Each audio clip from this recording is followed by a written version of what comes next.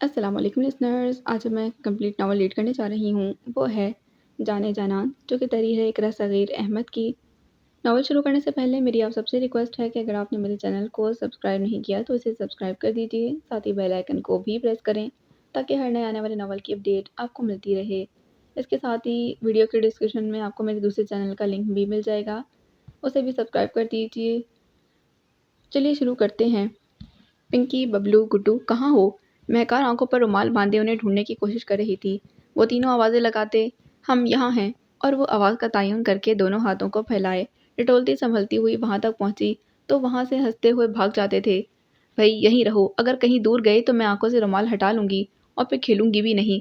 बहुत देर तक जब वो उसके सामने ना आए तो वो झंझला कर बोली। उसकी धमकी ने फौरी असर लिया। वो तीनों उसके इर्द गिर्द भागने लगे थे। वो हाथ लहरा कर उन्हें पकड़ने की कोशिश कर रही थी। लॉन में लगे फूलों की महकार से फिजा महकी हुई थी। वो तीनों इसके हाथ नहीं आ रहे थे। वो ताक कर रुमाल खोलना ही चाहती थी कि बबलू की जैकेट उसके हाथ में आ गई थी। आहा, पकड़ लिया, मैंने पकड़ लिया। वो एक हाथ से जैकेट पकड़े दूसरे हाथ से रुमाल खोलते हुए खुशी खुशी से चीखती हुई बोली। रुमाल आंखों से हटाकर वो झटके से दूर हटी थी। वो जिसे बबलू की जैकेट समझ रही थी वो इस अजनबी शख्स के कोट का हिस्सा था, जो अपनी बादामी आंखों में शौकी और शरारत लिए उसे तक रहा था। घनी से मूंछों तले उसके सुर्खी माइल लबों पर मुस्कुराहट थी। बच्चों को शायद उसने खामोश रहने का इशारा कर दिया था। अब उसे मुस्कुराता हुआ देखकर वो भी हंसते हुए तालियां बजा बजा कर शोर करने लगे। आंटी ने अंकल को पकड़ लिया, आंटी ने अंकल को पकड़ लिया। खामोश, क्या बदतमीजी है। एकदम ही उसका पारा हाई डिग्री तक तजावज़ कर गया था। आंटी, हमने कुछ नहीं किया, अंकल खुद आपके सामने आए थे। बबलू मुंह बसोर कर बोला। मिस्टर, ये क्या बेहूदगी है, शर्म नहीं आती आपको मेरे साथ ऐसी हरकत करते हुए? वो जारहाना तेवर लिए उससे मुखातिब हुई। मोहतरमा, आपको तो मेरा शुक्रगुजार होना चाहिए। मैंने आपकी प्रॉब्लम ख़त्म की है। मुझे मालूम था ये बच्चे आपके हाथ कभी नहीं आएंगे, इसलिए मैं खुद। Shut up. मैं आप जैसे इंसान के मुंह लगना पसंद नहीं करती। वो इतने ज़ोर से चीखे कि अंदर लिविंग रूम में बैठी मम्मी और आंटी घबरा कर बाहर निकल आई थीं। क्या हुआ? मम्मी उसकी तरफ बढ़ती हुई बोली। आंटी, आपका घर क्या होटल है? जिसका दिल चाहता है मुंह उठाए चला आता है। वो उस पर तेज़ निगाह डालकर कड़वे लहजे में बोली। अस्सलाम वालेकुम आंटी। वो उसे नज़रअंदाज करके उन दोनों से मुखातिब हुआ। वालेकुम अस्सलाम। अंदर चलो ना शमूल बेटा। रिफ़त आंटी कंफ्यूज सी उसे मुखातिब हुई थीं। तीनों बच्चे जो महकार को गुस्से से चीखते हुए देखकर सहम गए थे। पिंकी ने रिफ़त बेगम का आंचल पकड़कर सारी बात बता दी थी। महकार तो मुंह फुलाए खड़ी थी, अलबत्ता शमूल मुस्कुरा रहा था। अरे बेटा, ये कोई गैर थोड़ी है, तुम्हारी आंसा फूफो का बेटा है शमूल खान। सारी बात सुनकर राहिला बेगम मुस्कुराकर महकार से मुखातिब हुई थी। वो पल भर को उसे उसके करीब आकर जहरीले से लहजे में कहती भागती अंदर की तरफ चली गई थी। बेटा, माइंड नहीं करना। दरअसल इशफाक ने महकार को बहुत प्यार देकर बिगाड़ दिया है। बहुत ज़िद्दी हो गई है ये। राहिला बेगम बड़े शीरीं लहजे में उससे मुखातिब हुई। उनके लहजे पर रिफ़त बेगम के चेहरे पर मायने खेज मुस्कुराहट तैर गई थी। कोई बात नहीं आंटी, वो मुस्कुराता हुआ बोला, वरना जिस नखवत भरे अंदाज में वो उसे कह कर गई थी, इस जहरीले अंदाज ने उसका पोर पोर सुलगा दिया था। बुरी बात है बेटा। भाभी कितनी मर्तबा आपको खाने के लिए बुलाने के लिए आ चुकी हैं और आप मुसलसल इनकार कर रही हैं। इस तरह तो नहीं करते ना जानू। राहीला ग्रीन जॉर्जेट की साड़ी के फॉल दुरुस्त करते हुए कमरे में आकर उससे मुखातिब हुई। इस बेवकूफ़ ने मेरी इतनी तौहीन की और आपने इसे कुछ नहीं कहा? उसने पाँव पटकते कहा। इसमें तौहीन की क्या बात है, कज़न्स में तो मजाक चलते ही रहते हैं। कज़न? ओ नहीं, ना जान ना पहचान और कज़न बन गए। मैं किसी से फ्री होना पसंद नहीं करती। अच्छा चलो, उसकी गलती थी, इसे बगैर तारुफ के मजाक नहीं करना चाहिए था। चलो अब तो खाना खा लो, सब डाइनिंग टेबल पर आपका इंतज़ार कर रहे हैं। वो लिजाजत से बोली। मामा, आपको मालूम है जब मेरा मूड ऑफ हो जाए तो मुझे भूख नहीं लगती। प्लीज़ आप जाएं और मुझे डिस्टर्ब ना करें। वो बेड पर बैठी हुई बोली और लाइटें ऑफ करके लेट गई थी। राहिला बेगम खामोशी से बाहर निकल गई थी। क्या हुआ दुल्हन, महकार खाना नहीं खाएगी? दादी जान राहिला बेगम को अकेले आता देखकर बोली। इस वक्त डाइनिंग टेबल पर घर के तमाम अफराद मौजूद थे। दादी जान, उनके बेटे एहसान साहब, उनकी बीवी रिफ़त बेगम, उनका बड़ा बेटा शहजाद, उसकी बीवी समीना, शहजाद से छोटा फरहाद और फरहाद से छोटी ज़रीन और फ़रहीन। सबकी निगाहें राहिला बेगम के चेहरे पर थीं। अम्मी हजूर, उसे भूख नहीं है, दरअसल वो रात का खाना बहुत कम खाती है। वो शर्मिंदगी मिटाने को बात बनाती मुस्कुराकर बोली थी। ऐसा भी क्या अंधेर है, छोटी बहू ने कई चक्कर लगाए, अब माँ के साथ भी नहीं आई। लो भला, ऐसी भी कोई बेटियां होती हैं, ना चची का अदब ना माँ का लिहाज। दादी हजूर अपनी ऐनक दुरुस्त करती हुई गुस्से से बोली थी। महकार का भी कसूर नहीं है अम्मी हजूर। बच्चियों को तहजीब और तमीज़ बचपन से ही सिखाए जाते हैं। اب زریں فرحیں بھی تو ہیں گھر میں، مجال ہے جو کبھی اپنی منمانی کی ہو یا کبھی تیز آواز میں بولی ہوں۔ چھوڑیں بچی ہے، اپنوں میں رہے گی تو سب تمیز آ جائے گی۔ رفعت بیگم بہت خوبصورتی سے جیٹھانی پر بیٹی کی غلط تربیت پر طنز کرنے کے آخری جملے کو لگاوٹ سے بولی تھیں۔ سب نے کھانا شروع کر دیا مگر امی حضور کی سوئی مہکار پر اٹکی ہوئی تھی۔ لڑکی ذات کو ایسا منہ پھٹ اور خود سر نہیں ہونا چاہیے، کل کل کو پرائے گھر جائے گی تو ہم پر تھو تھو کروائے گی۔ دلہن یہ سب تمہاری بے پرواہی کا نتیجہ ہے، عمر بھر میں ایک لڑکی پیدا کی، وہ بھی نہ سنبھالی گئی تم سے۔ امی، بھابھی کا کوئی قصور نہیں، بھائی جان کتنا چاہتے ہیں مہک کو، اس کا اندازہ ہے آپ کو۔ مہکار بہت اچھی سلجھی ہوئی بچی ہے، اس عمر میں بچے ہوتے ہی ضدی اور خود سر ہیں۔ مہکار اکلوتی ہونے اور بھائی جان کی بہت زیادہ لاڈلی ہونے کے باعث کچھ ضدی ہو گئی ہے تو اتنی پریشانی کی بات نہیں، شعور آنے کے بعد ٹھیک ہو جائے گی۔ احسان صاحب امی کو سمجھاتے بولے، ان کے لہجے میں بھتیجی کے لیے پیار ہی پیار تھا۔ فرحات کے برابر بیٹھے کھانا کھاتے ہوئے شموئیل کے لبوں پر مسکراہٹ تھی۔ کھانا بہت اچھے ماحول میں کھایا گیا تھا۔ کھانے کے بعد وہ فرحات کے ساتھ کمرے میں آ گیا تھا۔ تیرا بیڈ روم تو نہیں ہے یار یہ؟ فرحات کے ساتھ بیڈ پر لیٹا شموئیل کمرے کا جائزہ لیتے بولا۔ جی ہاں، میرا بیڈ روم آج کل بحرین پلٹ کزن کے قبضے میں ہے، وہ منہ بنا کر بولا تھا۔ کیوں، تمہیں تو اپنے بیڈ روم کے علاوہ کہیں نیند نہیں آتی؟ وہ حیرانی سے بولا۔ مجبوری تو گدھے کو باپ بنا دیتی ہے، یہ تو پھر کمرہ ہے۔ ان محترمہ کو بلو کلر بیڈ روم پسند ہے اور وہ بھی بیڈ روم میں تنہا سونے کی عادی ہیں۔ کسی دوسرے کی موجودگی میں نیند نہیں آتی۔ اس کے برابر والے روم میں آنٹی براجمان ہیں، اگر وہ ایک کمرے میں ہی سو جاتی تو میں دوسرا کمرہ لے لیتا۔ فرحات منہ بنا کر بولا۔ کیا شے ہے وہ لڑکی؟ شموئیل دلچسپی سے بولا۔ لال مرچ، ہری مرچ، کالی مرچ ملا کر جو سفوف بنتا ہے وہ مرچ پاؤڈر ہے وہ۔ فرحات دانت پیس کر بولا اور اس کے انداز پر شموئیل بے اختیار ہنسنے لگا۔ ہنس لو، ابھی تمہاری اسے ملاقات نہیں ہوئی ہے، اس لیے کل کو بے خیالی میں کمرے میں چلا گیا۔ میں ایک عرصے سے اس کمرے کو استعمال کر رہا ہوں تو مجھے عادت ہے اپنے کمرے میں بغیر نوک کیے جانے کی۔ مجھے یاد ہی نہیں رہا کہ وہ محترمہ اندر ہیں۔ میں دروازہ کھول کر اندر چلا گیا، وہ سامنے بیڈ پر نیم دراز رسالہ پڑھ رہی تھی۔ مجھے دیکھتے ہی بولی، آپ اتنے بڑے ہو گئے ہیں، آپ کو کسی نے تمیز نہیں سکھائی کہ کسی کے کمرے میں آنے سے پہلے اجازت لی جاتی ہے؟ میں نے معذرت کی کہ میں بھول گیا تھا، اب یہ آپ کا کمرہ ہے، میں اپنے کپڑے لینے آیا ہوں۔ مگر وہ نہیں مانی۔ اس کے کہنے کے مطابق میں کمرے سے باہر آ گیا، پھر دروازہ نوک کر کے باقاعدہ اجازت لی، پھر کپڑے لینے دیے۔ میں نے اسی وقت توبہ کر لی کہ پھر کبھی اس کمرے میں نہ جاؤں گا۔ اس کو کہتے ہیں بھئی، سر بھی میرا اور جوتے بھی، لڑکی نہیں ہے، سرخ مرچ ہے۔ گردش میں تو میں بھی آ چکا ہوں۔ شموئیل چائے کا کپ ٹرے سے اٹھاتا ہوا بولا، جو ملازم ابھی رکھ کر گیا تھا۔ کیا مہکار سے ملاقات ہو گئی تمہاری؟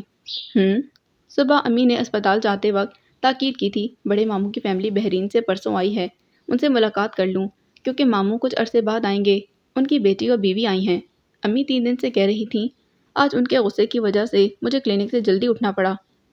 میں پورچ میں کار کھڑی کر کے لان میں آیا تو لیمن کلر کے سوٹ میں ملبوس ایک نازک سانبلی سی لڑکی آنکھوں پر رومال باندھے ببلو، پنکی، گڈو وغیرہ کو پکڑنے کی کوشش کر رہی تھی، مگر وہ تینوں ایک دم شریر ہیں، کہاں اس کے ہاتھ آتے۔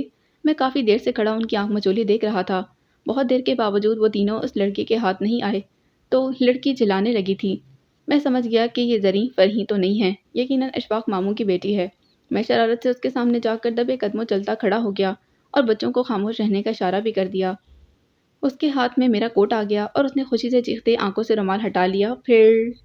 پھر وہ خوشی کی چہکاریں بدرخ کی چیخوں میں بدل گئی ہوں گی، فرحات نے منہ بنا کر بے ساختہ کہا، اور شموئیل اپنے کہکوں پر قابو نہ پا سکا۔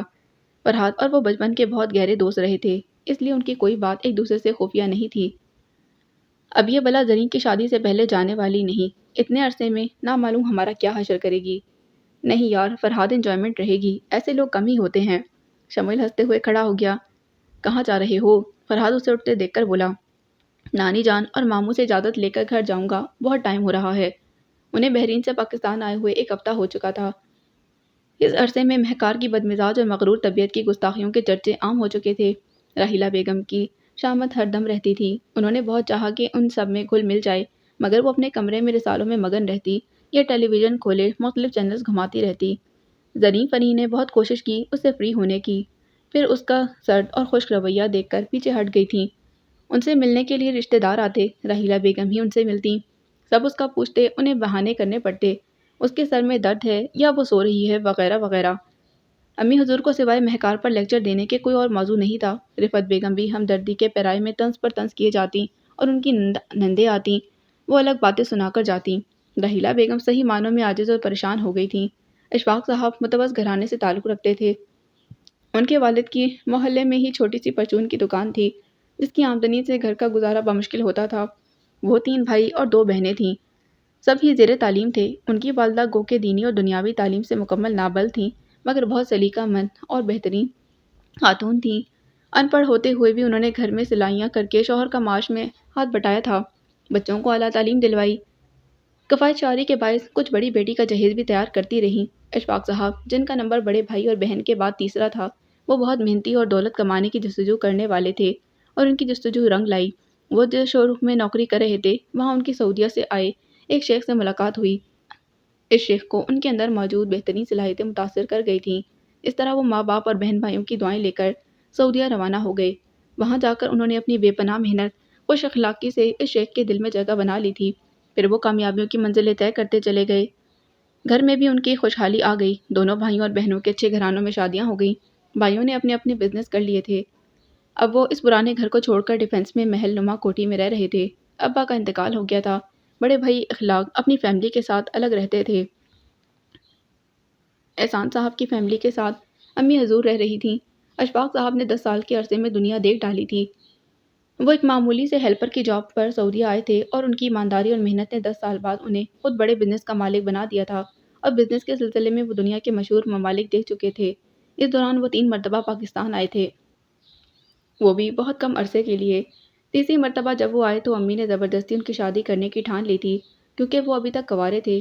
ان کی شروع سے یہی رٹ تھی کہ جب تک ان کا بزنس اپنا نہیں ہو جاتا وہ شادی نہیں کریں گے۔ وہ عید منانے پاکستان آئے تو امی حضور نے اپنا فیصلہ انہیں سنا دیا۔ انہوں نے خاموشی سے حامی بھر لی۔ یوں راحیلہ، جو دولت مند فیملی سے تعلق رکھتی تھیں، اور امی حضور کی میلاد کی محفل میں ان کی والدہ سے ان کی ملاقات ہوئی تھی، ان کی نگاہ انتخاب ان پر ٹھہری۔ اس طرح راحیلہ بیگم کی شادی کے بعد کچھ عرصے بعد ہی ان کے ساتھ سعودیہ روانہ ہو گئی، اور اشفاق صاحب کے ساتھ وہ بھی ملکوں گھومنے لگیں۔ اشفاق صاحب کا بزنس ریڈی میڈ ملبوسات کا تھا، جس کے آرڈرز اور نیو ویرائٹی کے لیے وہ گھومتے رہتے تھے۔ شادی کے 7 سال بعد مہکار پیدا ہوئی۔ اشفاق صاحب گھر سے دور رہتے ہوئے بہن بھائیوں کے بچوں سے دور رہے تھے۔ شادی کے اتنے عرصے بعد اپنی بیٹی کو دیکھ کر ان کی پدرانہ شفقت نے جوش مارا تھا، اور مہکار ان کی سانسوں میں مہک بن کر دوڑنے لگی۔ وہ بیوی سے زیادہ اس کا دھیان رکھتے تھے۔ بزنس کے باعث انہیں فرصت ہی کم ملتی تھی، مگر مہکار کے لیے انہیں اپنے بزنس کے نقصان کی بھی پرواہ نہیں تھی۔ اس کی بچپن سے ہی ہر جائز اور ناجائز ضد وہ فوراً پوری کر دیا کرتے تھے۔ راحیلہ بیگم انہیں منع کرتیں، سمجھاتیں، مگر وہ بیٹی کے معاملے میں کچھ بھی سننے کے روادار نہیں تھے۔ اس کی پیدائش امریکہ میں ہی ہوئی تھی، اور اس کی اعلیٰ تعلیم کے لیے وہ کچھ عرصہ کے لیے وہیں بزنس سیٹ کر چکے تھے۔ مہکار 5 سال کی ہوئی تو اسکول کی چھٹیوں میں وہ پاکستان آئے۔ وہاں سب لوگوں نے انہیں ہاتھوں ہاتھ لیا۔ مہکار، جو شروع سے ہی ماما پاپا کے علاوہ اپنی ٹیچرز کو دیکھتی آئی تھی، پاکستان میں ڈھیروں اجنبی چہرے دیکھ کر گھبرا جاتی۔ سب اسے لیتے، پیار کرتے، مگر وہ اشفاق صاحب کے سینے سے لپٹی رہتی۔ دوسرا چکر انہوں نے لگایا تو مہکار 10 سال کی ہو چکی تھی۔ اب وہ ایک سمجھدار بچی تھی، مگر اس کے مزاج عام بچوں سے مختلف تھے۔ اس نے کسی کزن کو نگاہ بھر کر نہیں دیکھا تھا۔ اپنے کھلونے لیے اشفاق صاحب کے ساتھ ساتھ رہتی۔ راحیلہ بیگم کے پاس تو وہ بہت کم رہتی تھی۔ اس بار بھی اس کی طبیعت کو سب نے بچہ سمجھ کر نظر انداز کر دیا۔ اس دفعہ جانے کے بعد اشفاق صاحب نے 9 سال تک پاکستان کا چکر نہیں لگایا تھا۔ انہوں نے اپنا بزنس بحرین میں سیٹ کر لیا تھا۔ شہزاد کی شادی کے لیے بھی انہیں بلایا گیا تھا۔ ان دنوں مہکار کے بی اے کے فائنل ایگزامز ہو رہے تھے۔ انہوں نے معذرت کر لی۔ اب زرین کی شادی میں شرکت کے لیے احسان صاحب نے بھی آنے کے لیے شدید اصرار کیا تھا۔ امی حضور بھی بہت ناراض ہوئیں، اور اخلاق صاحب نے بڑے بھائی ہونے کے ناطے ڈانٹ پلائی تو انہوں نے راحیلہ بیگم اور مہکار کو فوری بھیجنے کا وعدہ کر لیا۔ خود بزنس کی وجہ سے شادی سے 1 ہفتہ قبل آنے کی حامی بھر لی تھی۔ ایک سلونی شام وہ دونوں ماں بیٹی کراچی ایئرپورٹ پر موجود تھے، جنہیں ریسیو کرنے کے لیے تقریباً آدھا خاندان ایئرپورٹ پر موجود تھا، اور باقی گھر میں ان کا استقبال بہت گرم جوشی اور محبت سے کیا گیا۔ ارے، یہ مہکار ہے! یہ کتنی کالی ہو گئی! بچپن میں تو بڑی سرخ اور سفید تھی۔ امی جان سے گلے ملتے لائٹ گرین پلین سوٹ پر بلیک واسکٹ پہنے مہکار، جس کا سنہری چہرہ بہت فریش اور جاذب نظر لگ رہا تھا، ایک دم سے بجھ گیا تھا۔ ہاں، مجھے بھی یقین نہیں آ رہا یہ مہکار ہے۔ رفعت حسب عادت مسکراتی ہوئی طنزیہ لہجے میں بولی۔ امی حضور سے علیحدہ ہوتی ہوئی مہکار کے لب بھیج گئے تھے۔ ہماری بھتیجی لاکھوں میں ایک ہے، بڑی پھپھو عتیقہ اسے لپٹائے ہوئے بولی۔ ان کے بعد بھی رشتے دار ملنے کے لیے آتے رہے، مگر وہ جو کمرے میں قید ہوئی تو پھر باہر نہیں نکلی۔ راحیلہ بیگم پریشان اس کو سمجھانے کی کوشش کرتی، مگر وہ چٹان سی بنی ہوئی تھی۔ آدمی زرین کے سسرال والے شادی کی ڈیٹ لینے کے لیے آ رہے تھے۔ گھر میں ہنگامہ مچا ہوا تھا۔ دونوں پھپھو اور تایا اپنی فیملیز کے ساتھ آئے ہوئے تھے۔ خاندان کے خاص رشتے دار بھی موجود تھے۔ زبردست شور و غل کی آواز کمرے میں بھی گونج رہی تھی۔ چلو بیٹا تیار ہو جاؤ، سب مہمان آ چکے ہیں۔ آپ کی دادی اور آنسا پھپھو بار بار آپ کا پوچھ رہی ہیں۔ آنسا پہلے بھی 4 مرتبہ آ چکی ہیں، آپ کی ایک دفعہ بھی ان سے ملاقات نہیں ہوئی۔ وہ بہت بے قرار ہیں آپ سے ملنے کے لیے۔ وہ اس کے براؤن سرخی مائل بال سنوارتے بولی۔ کیوں؟ مجھ میں ایسی کیا بات ہے؟ وہ اپنے مخصوص چڑچڑے لہجے میں بولی۔ وہ سگی پھپھو ہیں آپ کی، آپ سے محبت ان کی فطری بات ہے۔ یہاں کوئی کسی سے محبت نہیں کرتا۔ یہاں کے لوگوں کی دوسروں میں خامیاں ڈھونڈنے کی عادت ہے۔ ہم غیروں میں ٹھیک تھے ماما، وہاں مجھے کسی نے بھی کبھی احساس نہیں دیا کہ میں بد مزاج اور چڑچڑی ہوں، بدصورت اور کالی ہوں۔ وہ دونوں ہاتھوں میں چہرہ چھپا کر رونے لگی۔ رحیلہ بیگم کا تو گویا کسی نے دل نوچ لیا۔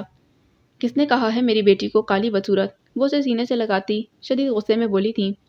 ان کی زبان نہیں آنکھیں کہتی ہیں۔ وہ آنسو صاف کرتی ہوئی بولی، مجھے نام تو بتاؤ، پھر دیکھو میں کیسے کہنے والوں کا دماغ درست کرتی ہوں۔ تماشا بنا کر رکھ دیا ہے میری جان کو۔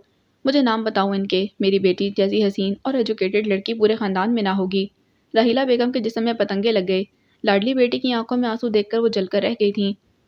چھوڑے ماما، ہمیں کون سا یہاں مستقل رہنا ہے، چلے جائیں گے کچھ عرصے بعد واپس بحرین۔ اب آپ جلدی سے تیار ہو جائیں، میں آپ کے کپڑے نکالتی ہوں۔ وہ بیگ کی طرف بڑھتی ہوئی بولی۔ اسے بھی شاید ان پر ترس آ گیا تھا جو خاموشی سے تیاری میں لگ گئی تھی۔ ماشاءاللہ کتنی پیاری لگ رہی ہے میری بیٹی۔ کون لڑکی کر سکتی ہے میری بیٹی کا مقابلہ؟ رحیلہ بیگم اس کا ماتھا چوم کر بولی۔ گولڈن شلوار دوپٹے، بلیک کلر کی جلملاتی قمیض زیب تن کیے وہ کوئی پری لگ رہی تھی۔ مستزاد لائٹ میک اپ نے اس کے سنہرے رنگ کو چمکا دیا تھا۔ آرز دمک اٹھے تھے۔ کالی بڑی آنکھوں میں مغرورانہ چمک تو ہر وقت رہتی تھی۔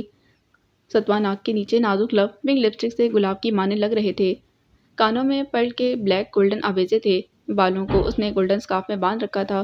اس نے دوپٹہ درست کیا، سوٹ کے میچنگ کے کھسے پہنے اور پرس لے کر رحیلہ بیگم کے ساتھ باہر نکل آئی تھی۔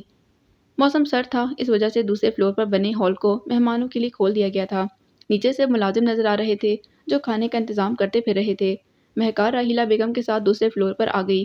ہال بہت بڑا تھا اور بہت جلد طریقے سے ڈیکوریٹ کیا گیا تھا۔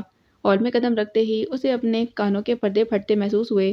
اندر نیچے قالین پر تمام نوجوان پارٹی موجود تھی۔ ہال کے دوسرے پورشن میں تمام گھر کے بڑے تھے۔ تیز آواز میں انگلش میوزک بج رہا تھا۔ لڑکیوں کے کہکے اور بھاگتے دوڑتے بچوں کے بے پناہ شور نے ہنگامہ مچا رکھا تھا۔ ماما، یہ ہم کہاں آ گئے ہیں؟ وہ ارد گرد دیکھتے ہوئے منہ بنا کر بولی۔ ماما کچھ نہیں بولیں کیونکہ انہیں اندر آتا دیکھ کر آنسا بےتابی سے مہکار کی طرف بڑھی تھی۔ ماشاءاللہ، مہکار نے کیا رنگ روپ نکالا ہے۔ وہ حیران سی مہکار کو سینے سے لگا کر بھیجتے ہوئے بولی۔ بالکل بھائی جان کی کاپی ہے۔ وہ اس کی پیشانی چومتے ہوئے بولی۔ رحیلہ بیگم مسکراتی ہوئی اپنی ساس کی طرف آگے بڑھ گئی تھیں۔ بالکل غلط کہہ رہی ہیں امی آپ۔ ماموں جان تو ماشاءاللہ بہت حسین سرخ اور سفید رنگت کے مالک ہیں۔ ان کے پیچھے آتا شموئیل اس کے چہرے کی طرف دیکھتا چلانے والے انداز میں بولا۔ میری بیٹی کسی سے کم ہے؟ دیکھ لو پوری محفل میں الگ الگ لگ رہی ہے۔ وہ مہکار کے چہرے کے رنگ کو تیزی سے تبدیل ہوتے دیکھ کر شموئیل کو گھورتی پیار سے بولی۔ ظاہری بات ہے، ڈھیروں گلابوں میں بلیک روز تو الگ نمایاں ہوتا ہے۔ وہ اس کی آنکھوں میں دیکھتا مسکرا کر بولا۔ آنٹی انہیں پٹا ڈال کر رکھیں، وہ زہر خون سے کہتی ہوئی ایک ادا سے آگے بڑھ گئی تھی۔ دیکھ لی آپ نے اپنی بھتیجی صاحبہ کی تمیز؟ شموئیل براؤن واسکٹ کی جیبوں میں ہاتھ ڈال کر بولا۔ آنسا بیگم ہکا بکا کھڑی تھیں۔ انہیں یقین نہیں آ رہا تھا کہ ان کی خوش مزاج ملنسار بھائی کی بیٹی اس قدر بدتمیز اور منہ پھٹ ہوگی۔ غلطی اس کی نہیں تمہاری ہے، نہ سوچتے نہ سمجھتے ہو، ہر کسی سے مذاق شروع کر دیتے ہو۔ وہ اپنی جیب مٹانے کے لیے اسے ہی الزام دیتی بولی تھی۔ تم کیا بزرگوں میں گھسی بیٹھی ہو؟ آؤ نہ وہاں سب جمع ہیں، بڑا مزہ آ رہا ہے۔ فرحین رحیلہ بیگم کے قریب صوفے پر بیٹھی منہ پلائے مہکار سے بولی۔ جاؤ بیٹا۔ رحیلہ بیگم اس کے انکار کرنے سے قبل ہی بول اٹھی تھیں۔ وہاں گھر کے سب بڑے بیٹھے ہوئے تھے۔ وہ ان کی طرف دیکھتے ہوئی زبردستی فرحین کے ساتھ اس پورشن میں آ گئی تھی جہاں سب کزنز جمع ہنگامہ مچائے ہوئے تھے۔ یہ چھوٹی پھپھو کی بیٹی اربا ہے، فرحین نے گلابی چہرے والی لڑکی کی طرف اشارہ کرتے کہا جو بلو کڑے ہوئے سوٹ میں پھول کی طرح کھل رہی تھی۔ مہکار نے اس کے چہرے پر رشک بھری نگاہ ڈالتے اس سے ہاتھ ملایا تھا۔ یہ چھوٹی پھپھو کی بہو ہیں مہوش بھابھی، پچھلے سال ہی یہ ہماری بھابھی بنی ہیں۔ مہوش بھی سرخ و سفید چہرے والی پرخلوص لڑکی تھی، بہت گرم جوشی سے اس سے ملی تھی۔ فرحین نے وہاں موجود تمام لڑکیوں سے اس کا تعارف کروایا تھا۔ سب لڑکیاں سرخ و سفید رنگت کی مالک تھیں۔ مہکار انہیں دیکھ کر بہت زیادہ کمپلیکس کا شکار ہو گئی تھی۔ کتنے بدتمیز بچے ہیں، کس قدر شرارتیں کر رہے ہیں۔ وہ شور مچاتے بچوں کو دیکھ کر بگڑے لہجے میں بولی۔ پلیز آہستہ بولو نا، سب کی والدائیں بیٹھی ہیں۔ برا مان جائیں گی۔ فرحین اس کا ہاتھ دباتی گھبرا کر آہستہ سے بولی، برا ماننے کی کیا بات ہے؟ بچے ان کی بے پرواہی کی وجہ سے تو بدتمیزی کر رہے ہیں۔ وہ کندھے اچکاتے ہوئے بولی، آؤ چلو زرین آپی کے پاس چلتے ہیں۔ فرحین گھبرا کر اس کو دوسرے کمرے میں لے آئی جہاں زرین کے پاس سب کزنس بیٹھی تھیں، وہیں صوفے پر تمام لڑکے بیٹھے ہوئے تھے۔ یہ اندھیرا کیسا چھا گیا؟ مجھے کچھ نظر نہیں آ رہا۔ یہ کیسا اندھیرا ہے میری آنکھوں میں چھا گیا۔ فرحین کے ساتھ مہکار دروازہ کھول کر جیسے ہی اندر داخل ہوئی، شمائل اس کو دیکھتے ہی چیخنے لگا۔ اس کی آنکھوں میں ایسے تاثرات تھے جیسے اسے کچھ نظر نہ آ رہا ہو۔ وہ اندھوں کی طرح ادھر ادھر ہاتھ لہراتا چیخ رہا تھا۔ سب بوکھلا کر اس کے گرد جمع ہو گئے۔ ابھی تو کتنا ہنسا رہے تھے لطیفے سنا کر، یہ اچانک کیا ہو گیا؟ تایا کی بیٹی فریحہ پریشانی سے بولی۔ کمرے کی تمام لائٹیں آن کر دی گئی تھیں۔ اسے صوفے پر بٹھا کر کوئی سر دبا رہا تھا، کوئی پاؤں۔ زرین خوفزدہ سی اسے آنچل سے اس کے چہرے پر ہوا دے رہی تھی۔ مہکار بھی حیرانی سے تماشا دیکھ رہی تھی۔ اس وقت اسے سب فراموش کر چکے تھے۔ اربا آنٹی کو بلا کر لاؤ نا، مہوش گھبرا کر بولی۔ بھابی انہیں مت پریشان کریں، ان کے آنے سے میری آنکھیں نہیں آ جائیں گی، وہ سنجیدہ لہجے میں بولا۔ میری آنکھیں تو بلیک بیوٹی کی نظر ہو گئی ہیں۔ مہکار نے چونک کر اس کے چہرے کی طرف دیکھا۔ اس کی شرارت بھری آنکھوں کی چمک اس سے مخفی نہ رہ سکی۔ وہ فوراً ہی بات کی تہہ تک پہنچ گئی تھی۔ اس نے قہر بھری نظر اس کے چہرے پر ڈالی اور سرخ چہرہ لیے پستول سے نکلی گولی کی طرح دروازہ دھاڑ سے بند کرتی باہر نکل گئی تھی۔ وہ جو سب شمائل کو مشورہ دینے میں مصروف تھے، دروازے کی آواز پر اس کی طرف متوجہ ہوئے، مگر وہ جا چکی تھی۔ ارے یہ مہکار کو کیا ہوا؟ فرحین حیرت سے بولی۔ فکر مت کرو فرشتے جلدی میں اس کے کچھ اسکرو ٹائٹ کرنا بھول گئے ہیں۔ فرحات کی اطلاع پر وہاں زبردست کہکا پڑا۔ ارے شمائل بھائی ٹھیک ہو گئے؟ تعجب خیز آوازوں سے کمرہ گونج اٹھا تھا۔ کچھ دیر کے لیے ایک کالی آندھی آنکھوں پر چڑھ گئی تھی۔ آندھی گئی، آنکھیں آ گئیں۔ آپ نے تو مجھے ڈرا ہی دیا تھا، فریحہ لاڈ بھرے لہجے میں بولی۔ اس کا اشارہ کوئی نہیں سمجھا تھا۔ شمائل کے چہرے پر شرارتی مسکراہٹ ابھی تک تھی۔ ایک ہفتے بعد زنی کی شادی کی تیاریاں زور و شور سے شروع ہو چکی تھیں۔ روزانہ شاپنگ سینٹر کے چکر لگ رہے تھے۔ لڑکیاں جدید ملبوسات کے دوڑ میں ایک دوسرے سے آگے نکل جانے کی امنگ میں ٹیلرز کو بوکھلائے ہوئے تھیں۔ عورتیں اپنے بچوں اور شوہروں کے لیے شاپنگ میں الجھی ہوئی تھیں۔ رفعت آنٹی وغیرہ زرین کے جہیز کے سامان کو پیک کرانے میں مصروف تھیں۔ چچا تایا شادی کے انتظامات میں مصروف تھے۔ پورے گھر میں مصروفیات پھیلی ہوئی تھیں۔ ایک اس بے پرواہ آدم بیزار مہکار کا وجود تھا گھر میں، جو ہر دلچسپی سے یہ اکثر بے نیاز اپنے کمرے میں بند اپنے مشاغل میں لگی رہتی تھی۔ راحیلہ بیگم نے بھی اسے اس کے حال پر چھوڑ دیا تھا۔ بہو مہکار کہاں ہے؟ سب لڑکیاں نظر آ رہی ہیں۔ دادی جان سروتے سے چالیاں کاٹتی ہوئی زرین کے مائیوں کے جوڑے کو دیکھتی راحیلہ بیگم سے بولی تھیں۔ وہ کمرے میں ہے، راحیلہ بیگم آہستہ سے بولی۔ سارے خاندان کی لڑکیاں آ گئی ہیں، کیسی ہستی کھلکھلاتی تتلیوں کی طرح پورے گھر میں گھوم رہی ہیں۔ یہ کون سا موقع ہے کمرے میں بند ہو کر بیٹھنے کا؟ گھر مہمانوں سے بھرا ہوا ہے۔ خاندان والے کیا رنگ ڈھنگ دیکھیں گے تمہاری بیٹی کا؟ وہ کوئی بچی نہیں رہی، پڑھائی سے بھی فارغ ہو گئی ہے۔ کون ایسی لڑکی کو بہو بنائے گا؟ اس کے مزاج ہمیشہ آسمان پر رہتے ہیں۔ امی حضور آپ ہمیں بتائیں، میں کیا کروں؟ میں سمجھ رہی تھی کہ ہم اپنے ملک سے دور ہیں، اپنوں سے دور ہیں۔ جب ہم اپنوں میں جائیں گے تو مہکار مل جل کر سب میں رہے گی، کیونکہ وہاں تو سب غیر ہی ہیں اور ملاقات بھی آپس میں کبھی پارٹی وغیرہ میں ہی ہوا کرتی تھی کسی سے۔ اب یہاں اس کا رویہ دیکھ کر مجھے خود اتنی شرمندگی اٹھانی پڑی ہے۔ یہاں آ کر میں نے محسوس کیا کہ وہ میرے کنٹرول سے باہر ہے۔ راحیلہ بیگم اس وقت ساس کے پاس تنہا بیٹھی تھیں۔ دیورانی جیٹھانی نہ کوئی نند، اس لیے وہ بھی آزردہ سی دل کھول بیٹھی تھیں۔ یہ نئی بات کی تم نے، بیٹی تو ماں سے زیادہ قریب ہوتی ہے، وہ باپ سے مانوس کیوں ہو گئی اتنی؟ وہ پان منہ میں رکھتے ہوئے بولی۔ انہوں نے اس پر توجہ ہی اتنی دی ہے۔ وہ دانستہ ساس کے سامنے اشفاق صاحب کا نام نہ لے سکی تھیں۔ راحیلہ ابھی تک ایسے ہی بیٹھی ہو، تیار ہونا بھائی، مہمان آنا شروع ہو چکے ہیں۔ عشاء کی نماز کے بعد زنی کو مائیوں بٹھا دیں گے۔ ان کی بڑی نند عتیقہ اندر آ کر بولیں تو وہ تیار ہونے کے لیے کمرے سے نکل گئی تھیں۔ لائٹ گرین جارجٹ کے ایئر لائن فراک سوٹ پر بلیک کوٹی پر ملٹی کلرز کی کڑھائی میں ملبوس وہ بڑی شان اور بے نیازی سے اکڑی ہوئی بیٹھی تھیں۔ بڑا سا گرین دوپٹہ اس کے شانوں پر پھیلا ہوا تھا۔ کانوں میں اس کے جگمگاتے ڈائمنڈ کے ٹاپس تھے۔ سنہرے چہرے پر میک اپ کے بغیر کوئی خاص کشش تھی۔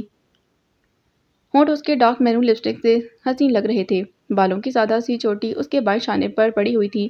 تمام کزنز اور رشتہ دار لڑکیاں وہاں موجود مائیوں کے گانے اور دوسرے پروگرامز کی تیاریاں کر رہی تھیں۔ کچھ کزنز نے اسے بھی اپنے ساتھ شامل ہونے کی دعوت دی، مگر وہ بہت سرد میری سے انکار کر چکی تھی۔ اسے اپنے غیر ممالک میں پرورش پانے اور اپنے باپ کی بے حد दौलत पर حد سے زیادہ گھمنڈ تھا۔ وہ بچپن سے ہی شہزادیوں جیسی زندگی گزارتی آئی تھی اور ان کے تعلقات بھی اعلیٰ ترین فیملیز سے رہے تھے۔ یہاں اپنے لوگوں میں آنے کے بعد اس کے مزاج اور زیادہ آسمان پر پہنچ گئے تھے، کیونکہ اشفاق صاحب کے خاندان میں زیادہ تر رشتہ دار متوسط گھرانوں سے تعلق رکھتے تھے۔ انہوں نے اس کی پذیرائی بھی بہت اچھی طریقے سے کی تھی۔ ہمارے معاشرے میں باہر سے آنے والے رشتہ داروں کو اتنی اہمیت اور فوقیت دی جاتی ہے جیسے وہ آسمان سے اتر کر آئے ہوں۔ یہی حال تھا اس کا بھی۔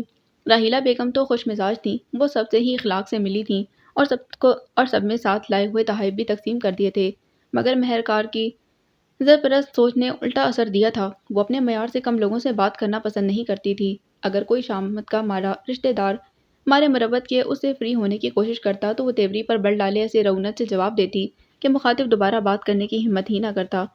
شمول کلینک سے سیدھا ماموں کے ہاں ہی آ گیا تھا، کیونکہ اس کی فیملی زرین کی شادی کے سلسلے میں شرکت کرنے کے لیے آج یہاں آ گئی تھی۔ دروازے سے اندر داخل ہوتے شمول کی نظر سامنے پڑے کمرے میں صوفے پر بڑے کروفر سے بیٹھی مہکار پر پڑی۔ اس کے لب بے ساختہ مسکرا اٹھے تھے۔ وہ صوفے پر اس طرح اکڑی بیٹھی تھی جیسے کوئی مغرور شہزادی اپنی کنیزوں کے درمیان بیٹھی ہو۔ شمول کی رگیں شرارت بھڑکی تھی، مگر پھر وہ خاموشی سے میڈیکل باکس اٹھائے نانی کے کمرے کی طرف بڑھ گیا۔ وہ تھکا ہوا تھا اور بات لے کر اپنی تھکن دور کرنا چاہتا تھا۔ اس کی نگاہوں میں مہکار کا چہرہ تھا۔ اسے اپنی اس مغرور بد مزاج بد دماغ کزن کو تنگ کرنے میں بہت مزہ آتا تھا۔ وہ مما کے اصرار پر نیچے زرین کے پاس آ کر بیٹھی تھی اور وہاں موجود لڑکیوں کو گانے وغیرہ کے پروگرام بناتے دیکھ کر حیران ہو رہی تھی۔ زرین کے لیے دادی جان کے حکم پر اس کے کمرے کے ایک کونے میں خوبصورت پھولوں کی لڑیوں سے پردہ بنا دیا گیا تھا۔ نیچے قالین پر اس کے لیے بڑا نرم سا بستر بچھا ہوا تھا، جہاں گول تکیوں کے سہارے کزنز اور سہیلیوں میں مایوں کے پیلے جوڑے میں بیٹھی ہوئی تھی۔ مہکار اس کے نزدیک بیٹھی ہوئی تھی۔ کیسی ہو بھئی مہکار؟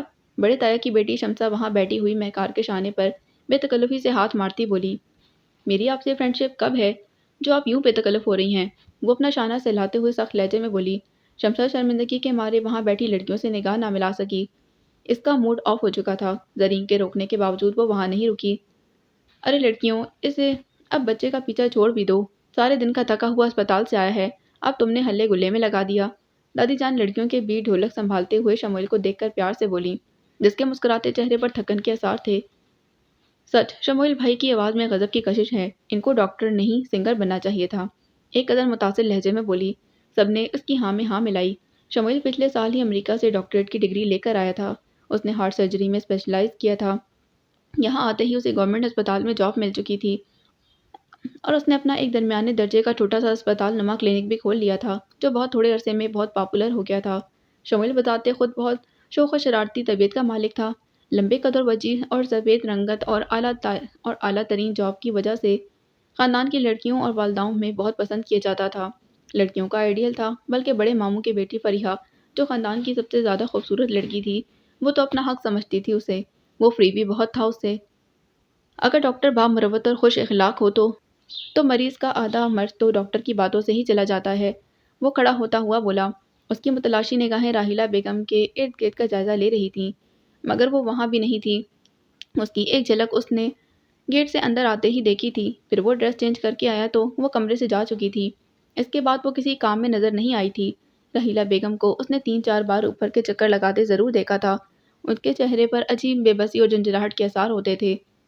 یہ لو بیٹا فرحات کے کمرے کی چابی، اس کے پاس ہی سو جانا، اور تو سب کمروں میں مہمان ہیں۔ رفعت بیگم اسے چابی دیتی ہوئی بولی۔ فرحات سو گیا ہے کیا؟ وہ چابی لیتا ہوا بولا۔ ہاں، وہ مجھ سے ایک چابی پہلے ہی لے گیا تھا۔ چلو بھائی سوئیں گے، 2 بج رہے ہیں، نیند آ رہی ہے۔ شمویل کے جاتے ہی فریحہ بھی اٹھ گئی تھی۔ ہاں ظاہر سی بات ہے، نیند تو آئے گی، فرحین اسے چھیڑتے ہوئے بولی۔ شمویل نے دروازے کے لاک کو کھول کر اندر قدم رکھا۔ کمرہ نائٹ بلب کی خوفناک روشنی میں ڈوبا ہوا تھا۔ ہیٹر آن ہونے کی وجہ سے کمرہ گرمایا ہوا تھا۔ اوہ، یہ یہاں مزے سے سویا پڑا ہے، میں سمجھ رہا تھا ماموں کے ساتھ گیا ہوا ہے۔ اس نے دروازہ لاک کر کے سلیپر سائڈ پر اتارے اور بیڈ پر بے خبر سوتے فرحات کے برابر پر لیٹ گیا تھا۔ سو رہا ہے یا مر گیا؟ اس نے اس کے اوپر سے کمبل کھینچ کر اوڑھتے ہوئے کہا اور ساتھ ہی ایک زوردار لات اس کی کمر پر جمائی تھی۔ دوسرے ہی لمحے کمرہ نسوانی چیخ سے گونج اٹھا تھا۔ اس نے بوکھلا کر اپنے برابر دیکھا اور دوسرے لمحے اس کو کمرے کی چھت پر خود پر گرتی محسوس ہوئی تھی، جسے اس نے فرحات سمجھ لیا تھا اور اس پر لات جمائی تھی۔ وہ مہکار تھی جو شدید تکلیف سے تڑپ کر رہ گئی تھی۔ وہ تکلیف اور حیرانگی سے اپنے قریب سکتے کی کیفیت میں بیٹھے شمویل کو دیکھ رہی تھی۔ اس کی سیاہ آنکھیں بری طرح پھیلی ہوئی تھیں۔ آپ یہاں تو فرحات سو رہا تھا۔ بولڈ اور حاضر دماغ شمول بری طرح بوکھلا گیا تھا۔ مجھ سے سانس نہیں لیا جا رہا، مہکار بمشکل اٹھتے ہوئے بولی۔ پھول کی مار بھی جن کو پتھر بن کر لگتی ہے، وہ اس مزاج کی لڑکی تھی جو شمسا کا ہلکا سا بے تکلفی کا تھپڑ نہ برداشت کر سکتی تھی۔ شمول جیسے توانا جوان مرد کی بھرپور لات نے اس کی کمر کی ہڈیاں ہلا کر رکھ دی تھیں۔ اسے لگ رہا تھا کہ اس کا سانس بند ہو جائے گا۔ آپ زور زور سے سانس لیں، وہ پریشانی سے بولا۔ نائٹ بلب کی روشنی میں گلابی ڈھیلے ڈھالے سوٹ میں ملبوس، دوپٹے سے بے نیاز بکھرے بال، گہری نیند سے جاگی سرخ خمار آلود آنکھیں لیے وہ دوسری دنیا کی مخلوق لگ رہی تھی۔ کوئی اور موقع ہوتا تو اس کے چہرے سے نگاہ نہ ہٹا پاتا، مگر اس وقت اسے دونوں کی بھیانک بدنامی کا ڈر تھا۔ وہ خوف زدہ تھا اس کے چیخنے کی آواز نیچے نہ چلی گئی ہو۔ آپ یہاں آئے کیوں ہیں؟ وہ بری طرح روتی ہوئی بولی۔ تکلیف کے باعث اسے سیدھا نہ ہوا جا رہا تھا۔ آہستہ بولو، نیچے سب جاگ رہے ہیں۔ بتا تو رہا ہوں، آنٹی نے چابی دی تھی کہ فرحات یہاں سو رہا ہے۔ آپ اس کمرے میں کیوں ہیں؟ وہ خود کو کافی حد تک سنبھال چکا تھا۔ اس کمرے میں چپکلی میرے بیڈ پر گر گئی تھی، نامعلوم کہاں سے۔ میں اس کمرے میں دوبارہ نہیں سو سکتی تھی۔ مما نے دوسرے کمرے دیکھے، سب میں مہمان تھے۔ اس کمرے میں فرحات بھائی انہیں نظر آ گئے تھے۔ ممی نے وہ کمرہ انہیں دے دیا اور میں اس کمرے میں اثر درد کی گولی کھا کر سو گئی۔ شاید اس ٹیبلٹ کی وجہ سے مجھے اتنی گہری نیند آئی ہے، ورنہ آپ اس طرح اندر نہیں آ سکتے تھے۔ وہ آنسوؤں کے درمیان اسے گھورتی ہوئی بتانے لگی۔ میں کہہ رہا ہوں خود نہیں آیا ہوں، بلکہ غلط فہمی سے آ گیا ہوں، وہ ضد ہو کر بولا۔ پھر اب جائیں نا، کیوں ہے یہاں پر؟ وہ آہستگی سے سیدھی ہوتے ہوئی بولی۔ یہ آپ اس طرح سیدھی مت ہوں، ریڑھ کی ہڈی کو نقصان پہنچے گا۔ اپنے دونوں ہاتھ دیں میرے ہاتھوں میں۔ کیوں؟ میں نہیں دیتی، وہ غصے سے بولی۔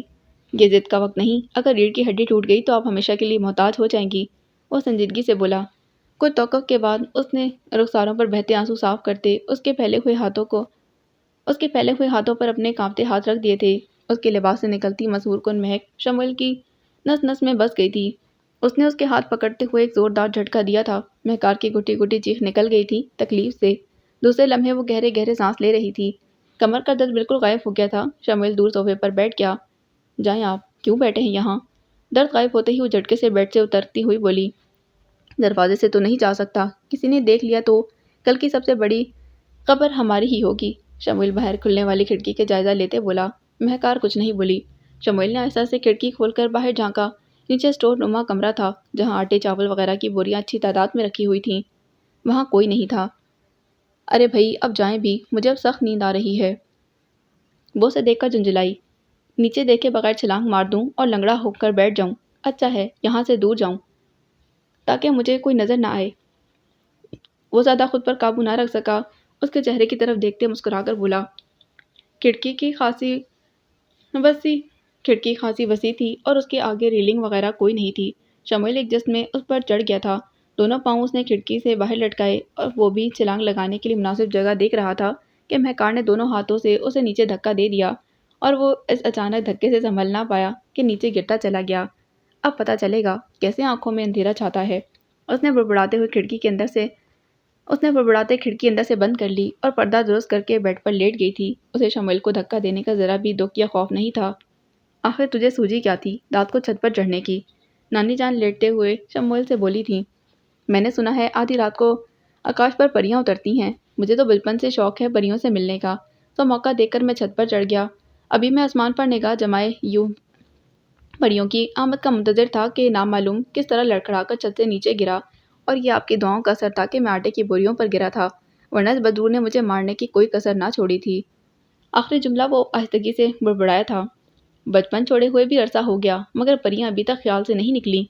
کل کو پھپھو یہ گاتی ہوئی نظر آئیں گی۔ وہ پری کہاں سے لاؤں، تیری دلہن کیسے بناؤں؟ فرحات ہنستا ہوا بولا۔ کمرے میں بیٹھے ہوئے سب مسکرا اٹھے تھے۔ زرین کی شادی کا سارا مزہ کرکرا ہو گیا۔ آنسا بیگم کے پاس بیٹھی ہوئی فریحہ منہ بنا کر بولی۔ وہ کھڑکی سے بے اختیار گرا تھا اور یہ اس کی خوش قسمتی ہی تھی کہ نیچے آٹے کی بوریاں تھیں جس پر وہ گرا تھا، اس لیے اس کی ہڈیاں تو بچ گئی تھیں، مگر وہ شدید درد کے باعث 2 دن بستر سے اٹھ نہ سکا تھا۔ ان 2 دنوں میں زرین رخصت ہو چکی تھی اور اس کا ولیمہ بھی ہو گیا تھا۔ فریحہ نے دونوں تقاریب شمول کی غیر موجودگی کی وجہ سے بے دلی سے ہی اٹینڈ کی تھیں۔ وہ بے حد وجیح اسمارٹ شمول کو دل اور جان سے چاہتی تھی۔ شمول نے بھی اس کی دیوانگی محسوس کی تھی، مگر وہ اسے ایسا کوئی رسپانس نہیں دے سکا تھا جس سے اس کے جذبوں کو زندگی ملتی۔ کزن سے شوخیاں اور شرارتیں کرنا تو اس کی فطرت میں شمار تھا، مگر فریحہ سے وہ بہت محتاط ہو کر بات کرتا۔ وہ کہیں اس کی کسی شوخی کو غلط پیرائی میں نہ لے لے، مگر وہ خود کو سنبھال نہ سکی تھی۔ اشفاق صاحب حسب وعدہ زرین کی شادی سے ایک دن پہلے پاکستان آ گئے تھے، اور انہیں دیکھ کر جہاں مسرت کا احساس ہوا وہیں مہکار میں بھی خوشگوار تبدیلی آئی تھی۔ وہ اشفاق صاحب کے ساتھ سب تقریبوں میں شریک ہوئی تھی۔ اس کی دلچسپی کی وجہ سے شمویل کی غیر موجودگی، اس کی وجہ سے وہ زیادہ کمرے میں بند رہنے لگی تھی۔ اس کا رنگ گندمی تھا، چہرے کے نقوش بہت خوبصورت تھے، اور اس کی منفرد نشست برخاست نے اسے دلکش اور پرکشش بنا دیا تھا، مگر وہ اپنے گندمی رنگت کی وجہ سے کمپلیکس کا شکار تھی۔ ماں باپ کے درمیان وہ خود کو کمتر محسوس کرتی، مگر ان کی بے پناہ محبت اور توجہ کی وجہ سے کبھی اس پر ظاہر نہ کر سکی تھی۔ یہاں آتے ہی پہلا ریمارک اسے تائی کی جانب سے ملا، پھر چچی کی تنزیت آئی بھی۔ کچھ رشتہ داروں نے بھی حیرت کا اظہار کیا کہ وہ سرخ اور سفید ماں باپ کی بیٹی کس پر گئی۔ سب سے زیادہ زج اسے شمویل نے کیا تھا۔ وہ دانستہ اس کی موجودگی میں کمرے سے باہر نہیں آتی تھی۔ اگر نہ دانستہ اس کا اسے ٹکراؤ ہو جاتا تو وہ غیر محسوس انداز میں نئے نئے ریمارکس اسے دیتا، کوئی سمجھتا یا نہیں، مگر وہ اس معاملے میں بے حد حساس تھی۔ اس کے پہلے جملے پر ہی وہاں سے پلٹ جاتی، اس لیے وہ اس سے الرجک تھی۔ مغربی افق پر سرخی چھائی ہوئی تھی۔ سورج پہاڑوں کے پیچھے آہستہ آہستہ گم ہوتا جا رہا تھا۔ موسم ٹھنڈا تھا، شفاف، آسمان پر بادلوں کے سفید ٹکڑے تیرتے پھر رہے تھے۔ پنچھی قطار در قطار اپنے آشیانوں کی طرف محو پرواز تھے۔ مہکار پرپل سوٹ میں بلیک سویٹر پہنے ارد گرد سے بے نیاز قدرتی حسین نظاروں میں کھوئی ہوئی تھی، اس بات سے بے خبر کہ کوئی خاموشی سے اسے دبے قدموں چلتا ہوا اس کے پیچھے آ کھڑا ہوا ہے۔ وہ ریلنگ سے جھکی چائے پیتی ہوئی ڈوبتے سورج کو دیکھنے میں مصروف تھی۔ اچانک اسے محسوس ہوا کوئی چیز پٹ سے اس کے سر پر گری ہے۔ وہ چونک کر سیدھی ہوئی، بائیں ہاتھ سے سر جھٹکا تو ہاتھ میں نرم سی چیز آئی اور ہاتھ میں پکڑی چپکلی پر جیسے ہی اس کی نظر پڑی اس کی بے ساختہ چیخ نکل گئی تھی۔ ایک جھٹکے سے اس نے اسے دور پھینکا۔ چائے کا کپ تو پہلے ہی گر کر ٹوٹ گیا تھا۔ ارے اتنی ننھی سی چپکلی سے ڈرتی ہو؟ ستون کے پیچھے سے شمویل نکلتا کہکا لگا کر بولا۔ اگر آپ پر گرتی نا تو پھر پوچھتی، وہ ہونٹ کاٹتی ہوئی اسے گھور کر بولی۔ یہ لیجیے، ہم پر گر گئی، اب پوچھیے کیا پوچھنا چاہتی ہیں؟ اس نے مسکراتے فرش پر پڑی چپکلی اپنی ہتھیلی پر رکھ لی تھی۔ چپکلی بے حس و حرکت اس کے ہاتھ پر پڑی ہوئی تھی۔ آخر آپ اپنی ان اون پٹانگ حرکتوں سے ثابت کیا کرنا چاہ رہی ہیں؟ وہ اس کی شرارت سمجھ گئی تھی، زہر خون سے بولی۔ کیا ضرورت تھی یہ ربڑ کی چپکلی میرے سر پر ڈالنے کی؟ چپکلی کو آپ کا سر پسند آ گیا تھا، وہ خود ہی میرے ہاتھ سے پھسل کر آپ کے سر پر گر گئی تھی۔ براؤن پتلون پر براؤن شرٹ پہنے اس کا دراز قد نمایاں تھا۔ سرد ہوا کے باعث اس کا وجیح چہرہ سرخ ہو رہا تھا۔ گھنی مونچھوں تلے اس کے لبوں پر شریر مسکراہٹ تھی۔ اگر اس دن میں آٹے کی بوریوں کی بجائے فرش پر گر جاتا تو؟ وہ سینے پر ہاتھ باندھے اس کے مقابل کھڑا ہو گیا۔ تو گر جاتے، کس نے منع کیا تھا؟ وہ لاپرواہی سے کندھے جھٹک کر بولی۔ میں بھی سب گھر والوں کو بتاتا ہوں آپ نے مجھے دھکا دیا تھا۔ شمویل نے اسے خوفزدہ کرنا چاہا۔ شوق سے بتائیں، پھر سب خود ہی آپ سے پوچھیں گے کہ آدھی رات کو آپ میرے بیڈ روم میں کیوں آئے تھے۔ اوکے بائے، وہ اسے چڑھانے والے انداز میں بولی اور سیڑھیاں پھلانگتی نیچے چلی گئی تھی۔ شمویل لاجواب سا وہیں کھڑا رہ گیا تھا۔ انہیں پاکستان آئے ہوئے 2 ماہ ہو چکے تھے، اور یہ پہلی دفعہ تھا جو وہ اتنی لمبی مدت یہاں رکے تھے۔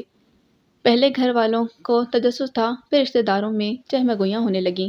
اشفاق صاحب بہت پریشان اور مزمل دکھائی دے رہے تھے، حالانکہ انہوں نے کوشش تو بہت کی اپنے حالت پوشیدہ رکھنے کی، مگر بڑھتے دنوں کے ساتھ ان کی پریشانیاں بڑھتی جا رہی تھیں۔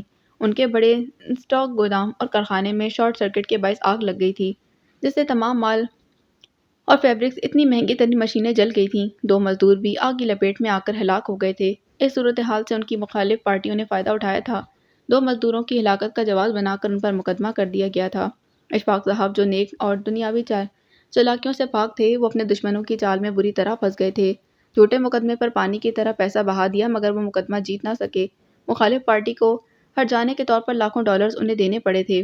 مزدوروں میں بھی پھوٹ پڑ چکی تھی، ان کے مطالبے روز بروز بڑھتے گئے اور آخر انجام بقیہ کارخانوں میں تالے ڈالنے ہی پڑے۔ فوراً اکاؤنٹس ان کے ختم ہو چکے تھے۔ کام ان کا بالکل تباہ ہو گیا تھا۔ وہ کاروبار جسے جمانے کے لیے انہوں نے ہر قدم مضبوطی سے رکھا، مختصر سے عرصے میں یوں تباہ ہوا کہ وہ بری طرح ہراساں اور پریشان ہو گئے تھے۔ ان کے حالات سے بھائی بہن ماں سب آگاہ ہو گئے تھے۔ بھائیوں نے وقتی تسلی دے کر آنکھیں چرا لیں، بہنیں بھائی کے دکھ میں شریک تھیں۔ امی حضور کا دل خون کے آنسو روتا تھا۔ سب کو حیثیت دلوانے والا ان کا بیٹا عمر کے کس دور میں آ کر گردش معاش میں پھنسا تھا۔ اس وقت بھی وہ راحیلہ بیگم کے ساتھ ان کے کمرے میں بیٹھے ہوئے تھے۔ ان کے پروقار چہرے پر دکھ جیسے ثبت ہو کر رہ گیا تھا۔ میرے بچے، دکھ نہیں کر، پیسہ تو آنی جانی چیز ہے، اللہ جلد تیری حالت بدلے گا۔ امی، حالات بدلنے کا دکھ مجھے اتنا نہیں جتنا اپنوں کے بدلنے کا دکھ مجھے اندر سے تنہا کر گیا ہے۔ میں نے کیا کچھ نہیں کیا بھائیوں کے لیے، وہاں سے بے حساب پیسہ بھیجا ان کے کاروبار کے لیے، پھر بچوں کے بزنس، منگنیوں اور شادیوں کے لیے بھی مجھ سے ہی پیسے منگواتے رہے۔ میں نے کبھی ان میں فرق محسوس نہیں کیا، کبھی یہ نہیں سوچا کہ ان کے بزنس کا پیسہ کہاں جاتا ہے، مگر آج میرے سگوں نے میری بیٹی کو بہو بنانے سے انکار اس لیے کیا ہے کہ وہ ایک تباہ حال بزنس مین کی بیٹی ہے۔ میں نے اپنے بازو اپنے بھائی سمجھ کر بات کی کہ اپنے ہی اپنوں کو سمیٹتے ہیں، مگر انہوں نے میرا سارا مان، میرا سارا فخر مٹی میں ملا دیا۔ ان کی آواز میں آنسوؤں کی سی نمی تھی۔ امی کے دل پر تو جیسے کسی نے چھری چلا دی تھی۔ رحیلہ بیگم بے اختیار رونے لگیں۔ مت رو میرے بچے، وہ ان دونوں کے سر پر ہاتھ پھیرتی بھرائی ہوئی آواز میں بولی۔ یہ نفس نفسی کا دور ہے، اب بیٹے ماں کی نہیں بیوی کی عزت کرتے ہیں۔ مہکار بہت اچھی لڑکی ہے، صرف تمہارے بے جا لاڈ پیار نے اسے بگاڑ دیا ہے، اسی لیے کہتے ہیں کہ لڑکی کو بہت سمجھداری سے پرورش کرنا پڑتا ہے، مگر تم نے کبھی میری بات کو اہمیت نہیں دی۔ امی، میری بیٹی میں کوئی برائی نہیں، اکلوتے بچے لاڈ پیار میں ایسے ہو ہی جاتے ہیں، پھر بیٹیاں تو موم کا سا مزاج رکھتی ہیں، حالات کے سانچے میں خود کو ڈھال لیتی ہیں۔ میری بیٹی بھی جس کے گھر میں جائے گی اجالا کر دے گی۔ یہ بڑی بھابھی کی غلط سوچ ہے جو کہتی ہیں مہکار بہت بد مزاج اور بدتمیز ہے، انہیں گھر چلانے کے لیے ایک خوش مزاج اور با اخلاق لڑکی چاہیے۔ بڑے بھائی خاموش بیٹھے، ان کی ہاں میں ہاں ملاتے رہے، میرے جذبات اور احساسات سے بے خبر۔ دوپہر کو میں نے احسان سے بات کی کہ وہ مہکار کو اپنی بہو بنا لے تاکہ اس کی طرف سے بے فکر ہو کر میں دوبارہ کاروبار سیٹ کرنے میں لگوں، تو اس نے جواب دیا، فرحات تو بچپن سے ہی ان کی سالی کی بیٹی میں انٹرسٹڈ ہے اور بہت جلد وہ وہاں اس کی منگنی کرنے والے ہیں۔ وہ جھوٹ بول رہے تھے، ان کی آنکھیں زبان کا ساتھ نہیں دے رہی تھیں۔ اپنوں کے منافقت زدہ چہروں نے میرا دل اس دنیا سے اچاٹ کر دیا ہے۔ سچ امی حضور، میرا دل نہیں چاہتا کہ اب زندہ رہوں۔ وہ ان کے آنچل میں منہ چھپاتے ہوئے بولے، پپا ہم بحرین کب واپس چلیں گے؟ مہکاروں نے چائے بنا کر دیتی ہوئی پوچھنے لگی۔ کیوں، آپ کو اپنا ملک پسند نہیں آیا؟ وہ چائے کا کپ ہونٹوں سے لگاتے بولے، نہیں، یہ میں نے کب کہا مجھے پسند نہیں آیا؟ آپ نے کہا تھا ہم زیادہ عرصہ یہاں نہیں رکیں گے، اب شاید کبھی واپس نہ جا سکیں کیونکہ ہم آپ کی شادی کرنے کا سوچ رہے ہیں۔ اسے چائے لیتی ہوئی راحیلہ بیگم سنجیدگی سے بولی تھی۔ مہکار تمام حالات سے بے خبر تھی۔ اشفاق صاحب نے سب کو سختی سے منع کر دیا تھا کہ اسے کچھ نہ بتائیں، وہ اسے پریشان نہیں دیکھ سکتے تھے۔ شادی میں نہیں کروں گی، میں پاپا کو چھوڑ کر کہیں نہیں جا سکتی۔ وہ جھٹکے سے اٹھ کر صوفے پر بیٹھے اشفاق صاحب کے کندھے سے لپٹ کر بھیگے ہوئے لہجے میں بولی، بیٹیاں کتنی بھی لاڈلی ہوں انہیں ایک دن ودا ہونا ہی پڑتا ہے۔ راحیلہ بیگم بولی، راحیلہ ابھی تو ایسی باتیں نہ کرو، میرا دل چھلنی ہو رہا ہے، وقت آنے پر دیکھا جائے گا۔ وہ اسے سینے سے لگاتے ہوئے بولے، ان کی آنکھوں میں پانی چمکنے لگا تھا۔ ہاں میری بیٹی تھوڑی ہے، صرف آپ کی ہے نا، اسی لیے آپ کو دکھ ہوگا۔ وہ مسکرا کر بولی، امی حضور، بھائی جان کے ساتھ جو ہو رہا ہے اچھا نہیں ہو رہا، آپ بڑی ہیں گھر کی، آپ کو دونوں بھائیوں پر زور ڈالنا چاہیے۔ آپ کی بات کیسے نہیں مانیں گے؟ دادی جان آج آنسا کے ہاں آئی ہوئی تھیں، ان کو وہ سب بتا دیا جو رات کو اشفاق صاحب نے انہیں سنایا تھا۔ بیٹے جب بہوؤں کے غلام ہو جائیں تو ماں کی اہمیت ان کی نگاہ میں کونے میں پڑے فالتو پتھر جیسی ہو جاتی ہے، وہ بیویوں کی چلانے والے ماں کی کہاں سنیں گے۔ کیسا خون سفید ہو گیا ہے آج کل کے وقت میں، جس بھائی نے ہم سب کے لیے اس قدر قربانیاں دیں، ہمارے اچھے گھرانوں میں دھوم دھام سے شادیاں کیں، بھائیوں کو کاروبار کروا کر دیے، ان کے ہر قدم پر پیسہ پھولوں کی طرح نچھاور کیا، آج اس عظیم بھائی پر وقت پڑا تو سب نے ہی آنکھیں پھیر لیں، ان کو سہارا دینے کے بجائے ان کا دل دکھایا۔ وہ دکھ سے بولی، پیسہ تو اس نے کسی سے مانگا بھی نہیں ہے، صرف بیٹی کے رشتے کی بات کی تھی،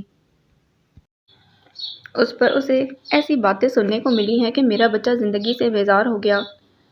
سچ ہے کہ تلوار کے زخم تو بھر جاتے ہیں مگر زبان کے زخم کبھی نہیں بھرتے۔ دادی جان آنکھیں پوچھتی ہوئی بولی، میں مہکار کو بہو شوق سے بنا لوں مگر شموئیل میں اور اس میں ایک لمحے کی نہیں بنتی، اور بعد میں کہیں ایسی ویسی بات ہو گئی تو بھائی سے بھی رشتہ ٹوٹ جائے گا۔ ہاں میں بھی اسی وجہ سے خاموش ہوں، شموئیل اور مہکار کے مزاج میں زمین اور آسمان کا فرق ہے۔ السلام علیکم، ہمیں یاد کیا اور ہم حاضر۔ شموئیل ہاتھ میں میڈیکل باکس لیے اندر آ کر بولا، وعلیکم السلام، جھک جھک جیو۔ وہ اس کے جھکے سر پر شفقت سے ہاتھ پھیرتے بولی، کیا ہوا نانی جان، آپ رو رہی ہیں؟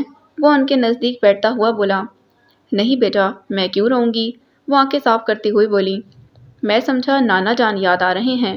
وہ مسکرا کر بولا، پرے ہٹ بے حیا۔ وہ اس عمر میں بھی لجا کر بولی، امی جان پبلک کہاں ہے، گھر میں بڑا سکون ہے۔ وہ آنسر سے مخاطب ہوا، اربا مہوش کے ساتھ اپنی سہیلی کی شادی میں گئی ہے، فرحان کمرے میں سو رہا ہے۔ امی اگر چائے مل جائے اس وقت تو ساری تھکن اتر جائے میری۔ 2 آپریشنز کیے ہیں آج، بڑے سیریس تھے، خدا کا شکر ہے کامیاب ہوئے ہیں۔ وہ ان کے بیڈ پر لیٹتا ہوا بولا۔ اشفاق ماموں سے ملے ہو؟ جی بہت مرتبہ، وہ اتنے گریٹ ہیں کہ لگتا ہے ہمارے ماموں اس دنیا کے باسی نہیں۔ بہت نفیس ہیں، مگر آپ کیوں پوچھ رہی ہیں؟ بیٹا بھی خوش اخلاق ہے اور بہو بھی، نہ معلوم وہ بد مزاج اور بد دماغ کس پر چلی گئی۔ وہ بڑبڑائیں۔ کیا بات ہے نانی، آپ بہت پریشان لگ رہی ہیں۔ شموئیل ان کی طرف دیکھتا ہوا بولا۔ ارے کیا بتاؤں، دن کا سکون راتوں کی نیند سب غائب ہو گئی ہے۔ اچھا یہ تو بڑی رومانٹک بیماری ہے۔ یقیناً رات کو آپ کا تارے گننے کا بھی دل چاہتا ہوگا، چاندنی راتیں اچھی لگتی ہوں گی اور… بدتمیز، جو منہ میں آتا ہے بکنے لگتے ہو، میری عمر ہے اب ان باتوں کی۔ اسی وقت آنسا چائے لے کر آ گئی تھی اور اشفاق صاحب کے متعلق انہیں بتانے لگیں۔ ماموں جان کو ضرورت کیا تھی مہکار کے لیے رشتے کی بھیک مانگنے کی؟ وہ بگڑے لہجے میں بولا۔ انہیں کیا پتا تھا بھائی احسان فراموش نکلیں گے۔ اگر بھائی جان کا کاروبار سلامت ہوتا تو سب کی کوشش ہوتی مہکار کو بہو بنانے کی، پھر اس کی ہر برائی خوبی بن جاتی۔ ہنسا بولی۔ ماموں جان کو میرا خیال نہیں آیا؟ کیا میں اس قابل نہیں ہوں کہ ان کی نکچڑھی بیٹی کو اپنا سکوں؟ وہ چائے پیتے ہوئے سنجیدہ لہجے میں بولا۔ وہ دونوں کپ ہاتھوں میں پکڑے حیرت سے اسے دیکھ رہی تھیں۔ میں نے غلط بات کہہ دی ہے؟ وہ حیرانگی سے بولا۔ ہر وقت مذاق اچھا نہیں ہوتا شموئیل، ہم بہت پریشان ہیں۔ آنسا غصے سے بولی۔ یہ بھی عجیب دستور ہے، جھوٹ کو سچ اور سچ کو جھوٹ سمجھا جاتا ہے۔ امی جان میں ہر وقت مذاق نہیں کرتا، سنجیدہ ہوں میں۔ اس وقت اگر ماموں جان فرسٹ ٹائم میں ہی یہاں ذکر کر دیتے تو انہیں کبھی اتنی مایوسی نہیں ہوتی۔ آپ ماموں جان سے بات کر لیں۔ اس کے لہجے میں اٹل سنجیدگی تھی۔ دیکھو بیٹا، یہ فیصلہ بہت سوچ سمجھ کر کیا جاتا ہے، ایسا نہ ہو تمہیں ایک دن پچھتانا پڑے۔ مہکار کے مزاج سے تم اچھی طرح واقف ہو۔ نانی جان ابھی تک بے یقینی کی کیفیت میں مبتلا تھیں۔ مزاج اس کے میں درست کر دوں گا، آپ فکر مت کریں، آپ جلدی سے ماموں سے بات کریں۔ مسرت اس کے وجہ چہرے سے عیاں تھی۔ نانی جان نے سکون کا سانس لیا۔ میری سمجھ میں یہ نہیں آ رہا ممی، یہ کیا ہو رہا ہے؟ پاپا پریشان ہیں مگر مجھ پر ظاہر نہیں کرنا چاہتے۔ آپ بھی مجھے کچھ نہیں بتاتی۔ آنسا پھپھو اور ان کا بیٹا آپ دونوں اور دادی جان سے کمرے میں اتنی دیر تک کیا باتیں کرتے رہے؟ مجھ سے کیا چھپایا جا رہا ہے؟ مجھے بتاتی کیوں نہیں آپ؟ مہکار روتے ہوئے بولی۔ ایسی کوئی بات نہیں ہے، تم پریشان مت ہو، وہ اسے سینے سے لگاتے ہوئے بولی۔ کچھ ہے ماما، کچھ بات ضرور ہے جسے مجھ سے سیکرٹ رکھا جا رہا ہے۔ ابھی ہم اپنی بیٹی کو بتا دیتے ہیں، آپ سے بھلا ہم کچھ چھپا سکتے ہیں؟ اشفاق صاحب کمرے میں آ کر بولے اور اسے صوفے پر اپنے نزدیک بٹھا کر گویا ہوئے۔ بیٹا بچپن سے آج تک ہم نے آپ کی کوئی ایسی ضد، کوئی ایسی خواہش نہ ہوگی جو پوری نہ کی ہو۔ آج ہم آپ کے پاپا آپ سے ایک خواہش کر رہے ہیں، بتائیں آپ پورا کریں گی؟ وہ اس کے چہرے پر نگاہ ٹکا کر بولے۔ آپ کیسی باتیں کر رہے ہیں پاپا؟ کیا ہو گیا ہے آپ کو؟ وہ گھبرا کر بولی۔ آپ میری بات کا جواب دیں، ہاں یا نہ؟ وہ اسی لہجے میں بولے۔ پاپا آپ پر اور ماما پر تو میری جان بھی قربان ہے، میں آپ کی ہر خواہش پوری کروں گی۔ آپ کی آنسا پھپھو کا بیٹا ہے شموئیل، بہت لائق اور بہترین ذمہ دار لڑکا ہے۔ ہم نے اس کا پروپوزل آپ کے لیے منظور کر لیا ہے، اس امید کے ساتھ کہ ہماری بیٹی ہماری عزت پر حرف نہیں آنے دے گی۔ اشفاق صاحب بول رہے تھے اور اس کے دماغ میں دھماکے ہو رہے تھے۔ وہ شخص جو اسے بلیک روز، بلیک بیوٹی، بلیک ڈائمنڈ کے نام سے پکارتا تھا، کس طرح اسے شریک حیات کے طور پر قبول کرے گا؟ مشرقی بیٹی کی پہچان یہی ہے کہ وہ اعلیٰ تعلیم یافتہ اور بے پناہ قابل ہونے کے باوجود ماں باپ کے فیصلے کو ہی اپنا فیصلہ سمجھتی ہے۔ مجھے امید ہے میری پیاری بیٹی اپنے باپ کا سر نہیں جھکائے گی۔ وہ اس کے سر پر ہاتھ پھیرتے ہوئے مان سے بول رہے تھے۔ راحیلہ بیگم خاموش بیٹھی ہوئی اپنے بے قابو ہوتے آنسوؤں کا بمشکل کنٹرول کر رہی تھیں۔ جواب دینا بیٹا، وہ گمسم بیٹھی مہکار سے بولے۔ آپ کی عزت پر میری جان بھی قربان ہے پاپا، وہ ان سے لپٹ کر بری طرح روتی تھی۔ ایک دن آنسا بیگم بہو کے ہمراہ آ کر اس کی انگلی میں شموئیل کے نام کی انگوٹھی پہنا گئی تھیں۔ بھائی کے حالات دیکھتے ہوئے انہوں نے منگنی کا پروگرام نہیں کیا تھا، ویسے بھی شادی ان کا بہت جلد کرنے کا ارادہ تھا۔ انگوٹھی پہناتے ہی پورے خاندان میں اس رشتے کا چرچا ہو گیا۔ فریحہ کا صدمے سے برا حال تھا، مگر وہ الزام شموئیل کو نہ دے سکتی تھی کہ اس نے کبھی اس کی حوصلہ افزائی نہیں کی تھی۔ اس خبر نے اسے زیادہ نڈھال کر دیا تھا کہ یہ منگنی شموئیل کی پسند اور ضد سے ہوئی ہے۔ وہ رو رو کر بے حال ہو رہی تھی۔ ہم اپنوں سے دور تھے، کتنا اچھا تھا، سال 6 مہینے میں سب کے پرخلوص لیٹرز مل جاتے تھے، کتنا اچھا لگتا تھا پڑھ کر کہ سب پاکستان میں ہم سے کتنی محبت کرتے ہیں، کتنا یاد رکھتے ہیں، مگر یہاں آ کر وہ مثال دور کے ڈھول سہانے سچ ثابت ہوئی۔ ان 2.5 माह के अरसे में सब सगे रिश्तेदारों के चेहरों से झूठे खलूस और मोहब्बत की चमक इस तरह गायब हुई जैसे पीतल के जेवर से सोने की पॉलिश बहुत जल्द उतर जाती है। दादी जान को की जुबान की बहुत साफ हैं, जो देखती हैं मुंह पर कह देती हैं। वो साफ गो होने के बावजूद बहुत अच्छी और मोहब्बत करने वाली हैं। बड़ी पप्पो भी बहुत मोहब्बत करती हैं और आंसा पप्पो ने ये अंगूठी मुझे पहनाकर गोया दोनों भाइयों से दुश्मनी मोल ली है। वो दोनों अपनी बेटियों के लिए उनके लायक कमाऊ डॉक्टर बेटे के लिए आंखें बिछाए मुंतजिर थे। इन दोनों के रिश्ते की खबर मिलते ही उन्होंने राहु रस्म ही ख़त्म कर दी थी। एहसान अंकल की फैमिली एक ही जगह रहते उनसे बात करने की रवादार नहीं थी। इशफाक साहब और राहीला बैंक गए हुए थे। वो कमरे में लेटी अपनी सोचों में गुम थी। शमुएल ने उससे मिलने की बहुत कोशिश की, मगर वो उसे गेट से अंदर दाखिल होते देखते ही अपने कमरे में बंद हो जाती और जब तक उसके जाने की तस्दीक नहीं हो जाती वो कमरे का दरवाज़ा ही नहीं खोलती थी। नामालूम ये इस रिश्ते के नाते आने वाली हया थी या उसकी झिझक और कम्प्लेक्स, जो वो इस रिश्ते को कोई नाम नहीं दे पा रही थी। उसे कमरे में लेटे बहुत वक्त गुजर गया था। वो घबरा कर उठ बैठी और दुपट्टा दुरुस्त करती कमरे से निकलकर दादी जान के कमरे की तरफ चल पड़ी। दादी जान, मम्मा पापा अभी तक नहीं आए। वो बेड पर लेटी तस्बीह पढ़ती हुई दादी से परेशान लहजे में बोली। आ जाएंगे अभी, किसी दोस्त के यहाँ चले गए होंगे। वो उसे तसल्ली देते हुए बोली, मगर बहुत वक्त गुजर जाने के बाद भी उनकी वापसी नहीं हुई तो उन दोनों को फिक्र हुई। वो एहसान चचा के पास जाकर बताने का सोच ही रही थी कि फ़ोन की घंटी बज उठी और दूसरी तरफ से जो खबर उसे मिली वो एक चीख मारकर बेहोश हो गई थी। इशफाक और राहीला का एक्सीडेंट हो गया था और दोनों मौका पर ही हलाक हो गए थे। उन्हें सपुर्दे खाक हुए आज तीसरा दिन था। महकार इस अंदरो-नाक सदमे से ज़रा नहीं संभली थी। उसकी हालत पागलों जैसी हो गई थी। या तो पुरसकून रखने के लिए लगाए गए इंजेक्शन के ज़ेरे असर सोती रहती और होश में आने के बाद इस तरह रोती कि उसे संभालना दुश्वार हो जाता। उसका बेड दादी जान ने अपने कमरे में ही डलवा लिया था और उसकी मुकम्मल देखभाल कर रही थीं। वो वैसे भी मुजस्मे की तरह खामोश रही थी। 40वें के बाद सब अपने अपने कामों में मसरूफ़ हो चुके थे। जाने वाले चले जाते हैं। दुनिया के मेले यूं ही रवां दवां रहते हैं। महकार की दुनिया में भयानक तूफान अपनी तबाहकारियां छोड़ गया था। वो फ्री होने की तो किसी से भी आदी ना थी। अब तो इसकी दुनिया सिर्फ दादी जान में सिमट कर रह गई थी। वो अपनी नसीहतों के संदूक खोले हर वक्त उसे कोई ना कोई बात समझाती रहती, जो उसे शुरू शुरू में तो अच्छी लगी, मगर हर वक्त की गिरदान से वो तंग आ गई। मगर उन्हें कुछ कह ना सकती थी। मम्मी पापा की याद उसे शिद्दत से आती और फिर आंसू रोके नहीं रुकते थे। 2 माह के अरसे के बाद आंसा बेगम ने शादी की तारीख ले ली थी। अरबा का मंगेतर अबू जहबी से आया था। उसे बिजनेस की वजह से 1 हफ्ते के अंदर वापस जाना था। शमुएल इन दिनों हार्ट सर्जरी के ऑपरेशन में बेहद मसरूफ़ था।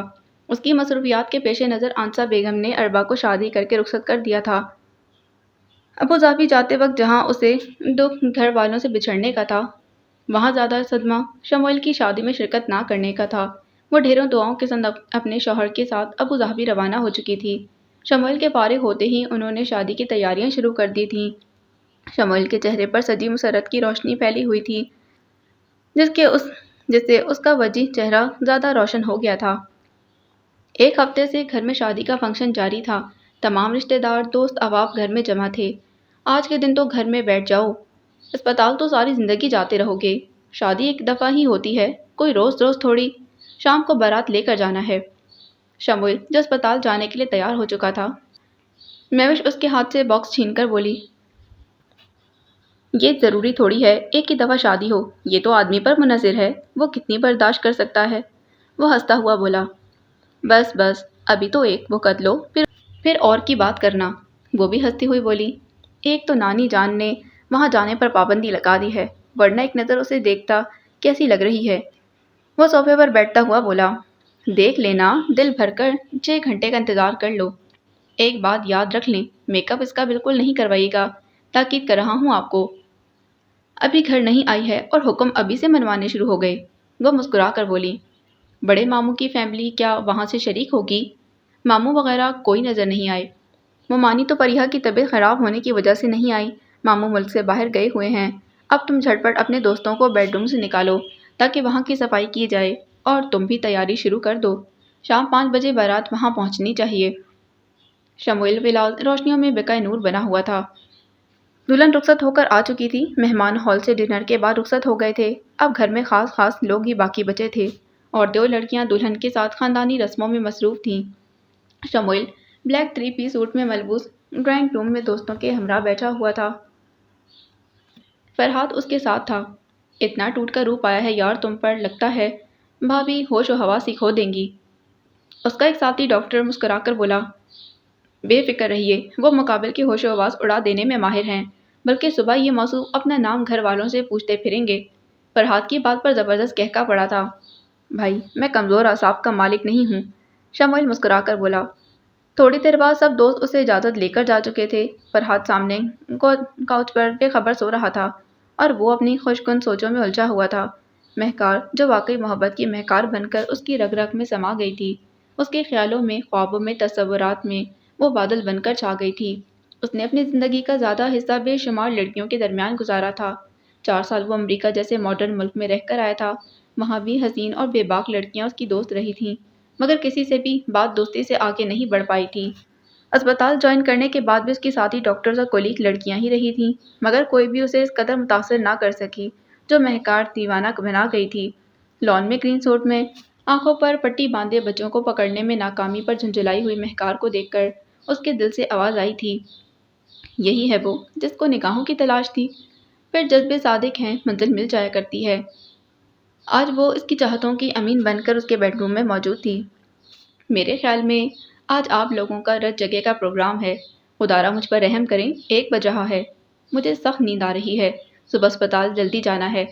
کافی انتظار کے باوجود بھی جب مہوش بھابھی اور رشتے کی بھابیاں اس کے بیڈ روم سے باہر نہ آئیں تو وہ اندر آ کر عاجزی سے بولا، اوہ نیند۔ وہ چاروں معنی خیری سے ہنسنے لگیں۔ ان کے انداز پر وہ بری طرح جھینپ گیا تھا۔ اگر نیند آ رہی تو اندر والے کمرے میں سو جاؤ، کس نے روکا ہے؟ کیا لیں گی آپ لوگ یہاں سے جانے کا؟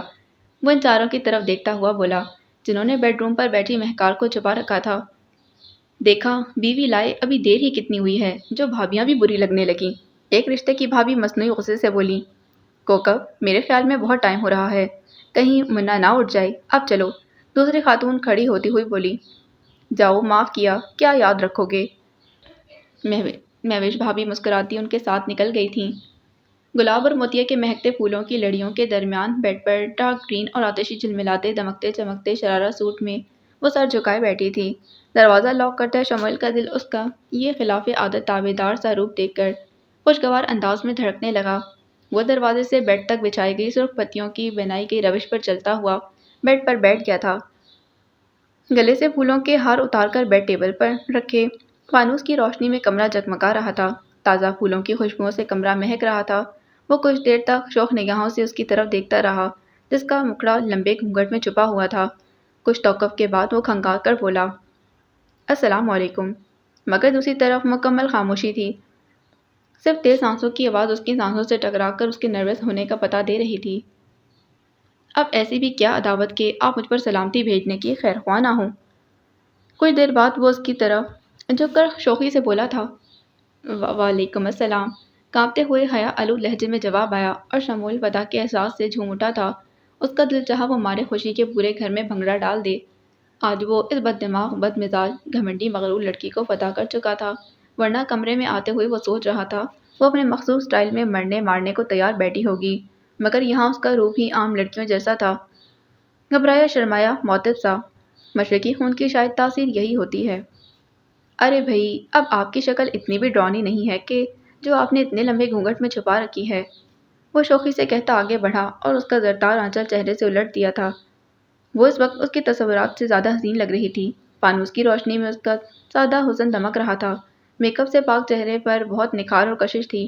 کانوں میں گولڈ کے آویزے تھے۔ فراق پیشانی پر بندیاں چمک رہی تھی۔ سائڈ میں جھومر سجا ہوا تھا۔ دونوں ہاتھ بھی اس کے زیورات سے سجے ہوئے تھے۔ صرف اس کے نازک لبوں پر آتشی لپسٹک بہار دے رہی تھی۔ دوپٹہ اس کے ہاتھ سے پھسل کر اس کے شانوں پر گر گیا تھا۔ وہ گنگ سا اس کی صورت دیکھتا رہا جو نگاہیں جھکائے بیٹھی تھی۔ شموئل پر بے خودی چھانے لگی تھی۔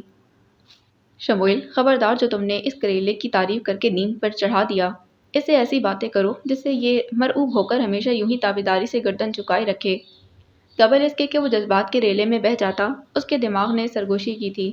وہ فوراً سنبھل گیا، کوٹ اتار کر صوفے پر اچھالا، شوز بیڈ کے نیچے کھسکائے اور تکیہ کھینچ کر اسے کچھ فاصلے پر لیٹ گیا۔ آج بیچاری نانی جان سکون کی نیند سوئیں گی۔ کتنی فکر تھی انہیں، ان کی بد مزاج بد دماغ جھگڑالو نواسی سے کون شادی کرے گا؟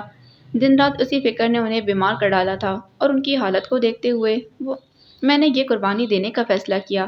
آخر میرے فیصلے سے نانی جان تندرست ہونے لگیں۔ میرا تو پروفیشن ہی دکھی انسانیت کی خدمت ہے، اور شادی کر کے ثواب بھی مل گیا۔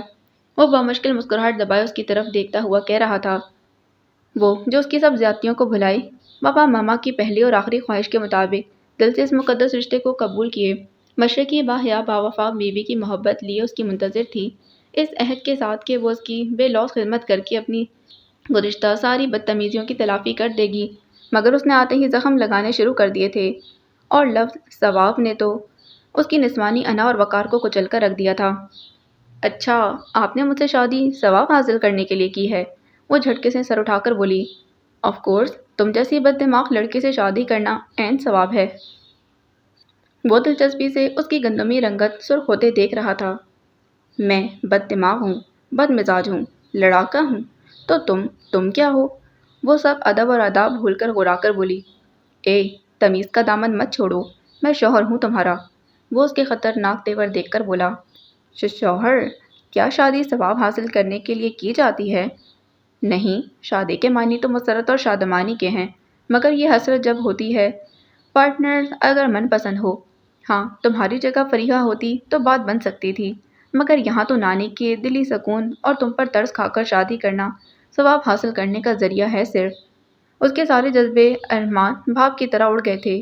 وہ بیوی نہیں، مجبوری تھی، وہ قابل محبت نہیں، قابل ترس تھی۔ سہاگ سیج پر وہ چاہتوں کے پھول چننے کے بجائے اپنے مزاج خدا کے منہ سے سمجھوتوں کے کانٹے چن رہی تھی۔ مہکتے پھولوں کی لڑیاں اسے دہکتے انگاروں کی مانند لگنے لگیں۔ اپنی چاروں طرف اسے آگ سلگتی محسوس ہو رہی تھی، جس کی تپش سے اس کا تن من جلنے لگا، پور پور دہک اٹھا تھا۔ اس کی سماعتوں میں ایک نام گونج رہا تھا، فریحہ، فریحہ۔ اس نے اپنے دونوں ہاتھوں سے گھومتے ہوئے سر کو تھام لیا تھا۔ کیا ہوا؟ وہ اس کی وحشت زدہ کیفیت دیکھ کر مذاق بھول کر اس کا ہاتھ پکڑ کر اس کے چہرے کی طرف جھک کر پریشانی سے بولا، چھوڑے مجھے۔ اس نے جھٹکے سے ہاتھ چھڑایا، ہاتھ میں بھری چوڑیاں کھنک اٹھی تھیں۔ یار، میں مذاق کر رہا تھا، تم سیریس ہو گئی؟ وہ خوشامدی لہجے میں بولا، ہاں، کبھی آپ مذاق کرتے ہیں، کبھی ترس کھاتے ہیں، کبھی ثواب کی خاطر دوسروں کو کانٹوں پر گھسیٹتے ہیں۔ میں اندھی ہوں، لنگڑی ہوں، اپاہج ہوں، اس لیے مجھے آپ کے علاوہ کون قبول کر سکتا تھا؟ ثواب میں آپ کو ایسا بخشوں گی، آپ زندگی بھر یاد رکھیں گے۔ وہ روتے ہوئے کہہ رہی تھی اور اپنے زیورات اتار اتار کر پھینک رہی تھی۔ یار، یقین کرو، میں مذاق کر رہا تھا۔ یہ کیا کر رہی ہو؟ اس کی ساری شوخی شرارت ہوا ہو چکی تھی۔ وہ بوکھلایا ہوا اسے زیور اتارنے سے روکنا چاہتا تھا، مگر وہ اس وقت جنونی ہو رہی تھی۔ منٹوں میں وہ سارا زیور اتار کر بیڈ پر پھینک چکی تھی۔ ہاتھ مت لگائیں، وہ اس کی گرفت سے اپنے دونوں ہاتھ چھڑانے کی جدوجہد کرتی غصے سے بولی تھی۔ اتنی حسین رات میں روٹھنا نہیں اچھا، ہر چیز کی باتیں کل پر اٹھا رکھیں، آؤ آج دوستی کر لیں۔ میں نہیں رہوں گی یہاں، اب صرف فریحہ ہی آئے گی، وہ بپرے ہوئے لہجے میں بولی تھی۔ فار گاڈ سیک، وہ مذاق تھا، مذاق کیا۔ مجھے تم جیسی حسین لڑکی دوسری مل سکتی ہے سوائے تمہارے؟ چھوڑو یار ضد، دیکھو کتنی حسین رات گزرے جا رہی ہے، آؤ اپنی باتیں کرتے ہیں۔ اس نے مہکار کی کمر کے گرد بازو ڈال کر اسے اپنی طرف کھینچ لیا تھا۔ سب سمجھتی ہوں میں آپ کی چالاکی، شموئیل خان، اگر آپ نے مجھے زبردستی حاصل کرنے کی کوشش کی تو میں اپنی جان دے دوں گی۔ وہ اس کی گرفت سے نکل کر دھمکی آمیز لہجے میں بولی، میں نے جو کہا وہ سب مذاق تھا، میں تمہیں تنگ کر رہا تھا، میں نے تم سے شادی اپنی مرضی، اپنی پسند اور ضد سے کی ہے، میرا یقین کرو جانا۔ اسے اپنے بھونڈے مذاق کی سنگینی کا احساس اب ہوا تھا، اور اس وقت کو کوس رہا تھا جب اسے امپریس کرنے کا خیال اسے آیا تھا۔ شموئیل نے اسے سمجھانے کی، بہلانے کی بہت کوشش کی، مگر سب بے سود، وہ کچھ بھی سننے کو تیار نہیں تھی۔ دونوں ہاتھوں میں چہرہ چھپائے روئے جا رہی تھی۔ میں جا رہی ہوں، پھپھو کے پاس سوؤں گی۔ وہ دوپٹہ اور شرارہ سنبھالتی اٹھنے لگی۔ دماغ درست ہے تمہارا؟ سب مہمان گھر میں ہیں، وہ بوکھلا کر بولا، مگر میں آپ کی موجودگی میں کمرے میں نہیں رہوں گی۔ وہ آنسو صاف کر کے بولی، اوکے، اگر تمہیں میرے مذاق کا یقین نہیں آ رہا تو تمہاری مرضی، تم جب تک اس رشتے کو قبول نہیں کرو گی، میں اپنے کسی بھی حق کا جبراً استعمال نہیں کروں گا۔ میں چاہتوں کا شیدائی ہوں، زبردستی کا قائل نہیں۔ میں دوسرے کمرے میں جا رہا ہوں، تم بے فکر ہو کر سو جاؤ۔ وہ سنجیدگی سے کہتا اٹھا۔ چند لمحے تک اس کے بھیگے چہرے کو دیکھتا رہا، پھر تیزی سے اندرونی کمرے کا دروازہ کھول کر اندر چلا گیا۔ وہ اوندھی لیٹ کر پھوٹ پھوٹ کر رونے لگی تھی۔ صبح بخیر۔ وہ بھی فجر کی نماز پڑھ کر بیڈ پر بیٹھی ہی تھی کہ اندر سے آ کر سفید شلوار سوٹ میں نکھرا نکھرا شموئیل اس سے بولا۔ اس کے فریش چہرے پر رات کی کسی بات کا شائبہ تک نہیں تھا، البتہ اس کی سرخ آنکھیں لیمن کلر کے کرتے سوٹ میں ملبوس مہکار پر تھیں، جو سوجی ہوئی آنکھوں سمیت اس سوٹ میں بڑی دلکش لگ رہی تھی۔ اس نے کوئی جواب نہیں دیا۔ کیا رات بھر روتی رہی ہو؟ وہ اس کی آنکھوں میں دیکھتا ہوا بولا۔ میں کیوں روؤں؟ روئیں میرے دشمن، وہ چٹک کر بولی۔ شموئیل بے ساختہ ہنس پڑا۔ تمہیں یہاں اپنے قریب بیٹھے ہوئے میں بارہا تصور کر چکا ہوں۔ آج تم میرے پاس ہو، اس احساس سے میں بہت مغرور سا ہو گیا ہوں، وہ اس کے نزدیک بیٹھتے بھاری آواز میں بولا۔ شدت جذبات سے اس کا چہرہ سرخ ہو رہا تھا۔ مجھے بیوقوف بنانے کی ضرورت نہیں ہے، میں آپ کے کسی فریب میں نہیں آؤں گی۔ آپ کی منزل فریحہ ہے، میں نہیں، یہ بات میں کبھی نہیں بھول سکتی۔ وہ غصے سے بیڈ سے اٹھی اور سامنے صوفے پر بیٹھ گئی۔ شموئیل لمبی سانس لے کر رہ گیا۔ دوسرے دن ولیمہ بہت دھوم دھام سے ہوا۔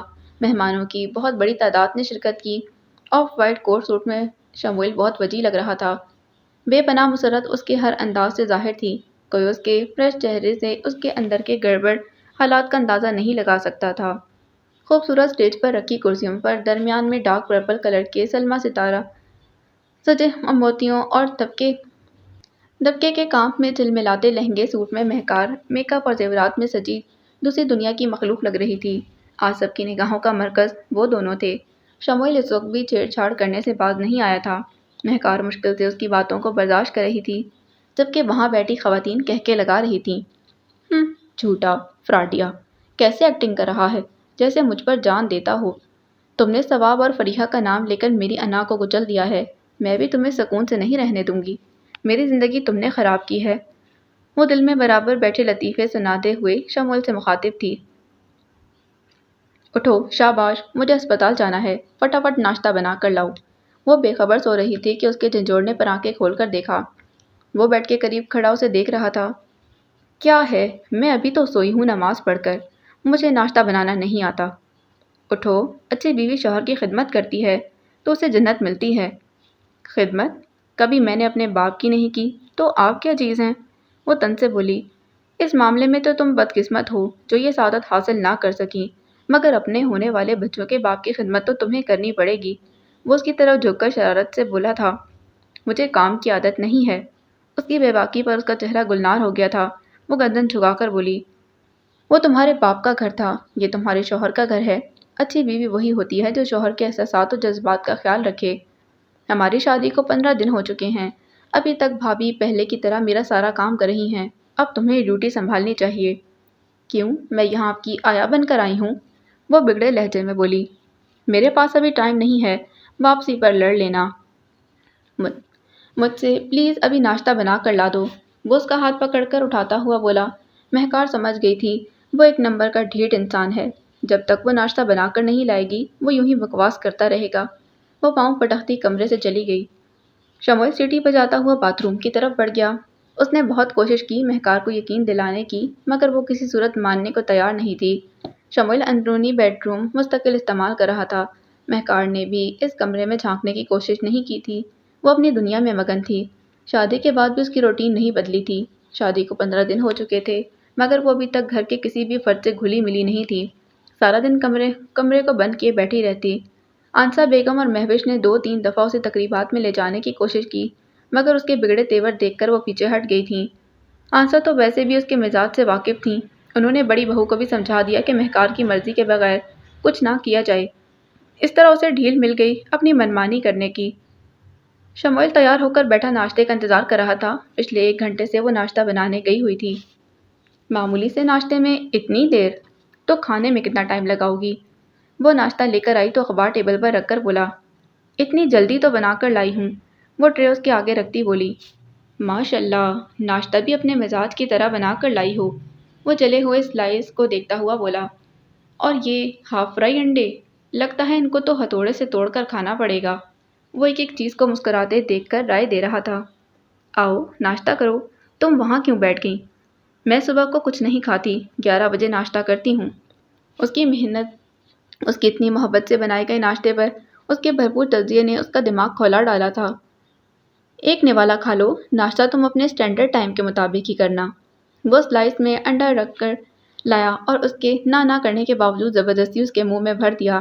اسے مجبوراً کھانا پڑا اور اسے اپنے پھوڑ پن کا خود ہی احساس ہوا جب سخت انڈے اور جلے ہوئے سلائس کا ذائقہ اس کے منہ کو کڑوا کر گیا تھا۔ اس نے حیرت سے ناشتہ کرتے شموئیل کو دیکھا جو مزے سے ناشتہ کر رہا تھا۔ اگر اس کے بجائے اس کے خود کے پاس ایسا ناشتہ آتا تو وہ لانے والے کے منہ پر دے مارتی۔ کیا شے ہے یہ آدمی؟ اس نے شموئیل کے چہرے پر نگاہ ڈالتے ہوئے سوچا۔ ارے دیکھنا ہے تو پیار سے دیکھو، حیرت سے کیوں دیکھ رہی ہو؟ وہ چائے پیتے ہوئے مسکرا کر بولا۔ توبہ، اس آدمی کی آنکھیں کتنی تیز ہیں۔ وہ جھپ مٹانے کے لیے باتھ روم کی طرف بڑھ گئی۔ وہ بالوں میں برش کر رہی تھی کہ دروازے پر دستک ہوئی۔ یس کم ان، وہ ایک لمحے کو ہاتھ روک کر بولی۔ کیا ہو رہا ہے بھائی؟ مہوش ہاتھ میں پکڑی ٹرے کے اندر چائے کے 2 کپ رکھے اندر آئی تھی۔ بال بنا رہی تھی، آپ بیٹھیں، وہ بالوں میں بینڈ لگاتی ہوئی بولی۔ آنٹی کو رات سے بخار ہے، وہ دوائی کھا کر سو رہی ہیں۔ سرغام صبح کی فلائٹ سے شکاگو گئے ہیں، بزنس ٹرپ پر، فرحان آیا کے پاس ہے۔ میں بور ہو رہی تھی، سوچا تم سے گپ شپ ہی کی جائے، اگر تم برا نہ مانو تو میں کچھ دیر بیٹھ جاؤں یہاں۔ وہ اس کے ہاتھ میں چائے کا کپ پکڑاتی بولی۔ آپ نے مجھے شرمندہ کر دیا، میں اتنی بھی بد اخلاق نہیں ہوں جو آپ کا اپنے کمرے میں آنا پسند نہیں کروں، وہ ان کے ہاتھ سے مک لیتی مسکرا کر بولی تھی۔ میرا یہ مقصد نہیں، دراصل تم اتنا عرصہ باہر رہی ہو، ظاہری بات ہے تمہیں تنہا رہنے کی عادت ہوگی۔ حالانکہ سرغام کتنی مرتبہ آؤٹنگ کے پروگرام بنا چکے ہیں، مگر آنٹی نے اور میں نے منع کر دیا کہ تم ابھی آنٹی انکل کی اچانک موت کے صدمے سے نہیں سنبھلی ہو، اس لیے زیادہ کہیں آنا جانا پسند نہیں کرتی۔ سرغام کو بھی احساس ہے اس بات کا، اس لیے انہوں نے بھی زور نہیں دیا۔ میں بس چائے پیتے ہوئے بتا رہی تھی۔ کب آئیں گے سرغام بھائی؟ وہ شرمندگی سے بولی۔ وہ شموئیل کو تنگ کرنے کے چکر میں کتنے پیارے لوگوں کو نظر انداز کر بیٹھی تھی۔ سرغام بھائی سے اس کی ملاقات 2-3 مرتبہ ڈنر ٹیبل پر ہوئی تھی۔ وہ بہت سنجیدہ اور محبت کرنے والے تھے۔ اس سے باتیں کرتے وقت اس کا انداز بھائی کی طرح ہوتا۔ شاید 1 ماہ لگ جائے۔ سرغام چاہتے ہیں تو مجھے لگتا ہے دنیا ہی بے کشش ہو گئی ہے۔ بیڈروم مجھے کھانے کو دوڑتا ہے۔ جب بھی سرغام بزنس ٹرپ پر جاتے ہیں میں آنٹی کے کمرے میں پناہ لیتی ہوں۔ سرغام ہیں بھی بہت محبت کرنے والے۔ وہ مگ ٹیبل پر رکھتی ہوئی بولی۔ اتنا چاہتی ہیں آپ سرغام بھائی کو؟ وہ حیرانگی سے بولی۔ تم شموئیل کو نہیں چاہتی ہو؟ وہ شرارت سے ہنستے ہوئے بولی۔ چاہت چاہے جانے سے جنم لیتی ہے، یہاں تو ثواب کمانے کا سودا ہوا ہے۔ وہ سر جھکا کر سوچنے لگی۔ ارے شرما گئی، اچھا بھائی نہیں بتاؤ۔ وہ اس کے سر جھکانے کو شرم سمجھنے لگی تھی۔ اربا کا فون آئے، بہت عرصہ ہو گیا، وہ موضوع بدلنے کے لیے بولی۔ ہاں شاید آج کل میں آ جائے، آؤ باہر لیونگ روم میں چلتے ہیں۔ مہوش اٹھی تو وہ بھی اٹھ گئی۔ ملازمہ بھی کمرے میں صفائی کرنے آ گئی تھی۔ بڑے کمرے میں وہ دونوں باتوں میں مصروف ہو گئی تھیں۔ مہوش بہت باتونی تھی، مہکار کو زیادہ بولنے کا موقع نہیں ملا اور یہ اس کے لیے بہتر تھا، ورنہ اس کے پاس کوئی خوشگوار باتیں نہیں تھیں جو وہ انہیں سناتی۔ اب میں سوچ رہی ہوں کچھ دن امی کے ہاں گزار آؤں، پھر سرغام کہاں جانے دیں گے، آنٹی سے پوچھوں گی پہلے۔ پھپھو منع تو نہیں کریں گی آپ کو؟ مہکار بولی۔ نہیں، پھر بھی اجازت ان کی ضروری ہے۔ بھابھی آپ اکیلی باتیں کر رہی ہیں، طبیعت تو ٹھیک ہے نا؟ فرحان کو گود میں اٹھائے شموئیل وہاں آ کر مہوش سے مخاطب ہوا۔ اس کے چہرے پر شرارت تھی۔ تمہیں میرے برابر میں بیٹھی مہک نظر نہیں آ رہی؟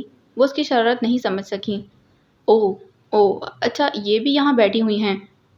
سوری یار معاف کرنا، دراصل یہ غلطی تمہاری ہے، بلیک میں بلیک مل کر اور زیادہ بلیک ہو جاتا ہے۔ تم مجھے یہاں بیٹھی ہوئی نظر ہی نہ آئیں، یہ کلر نہیں پہنا کرو۔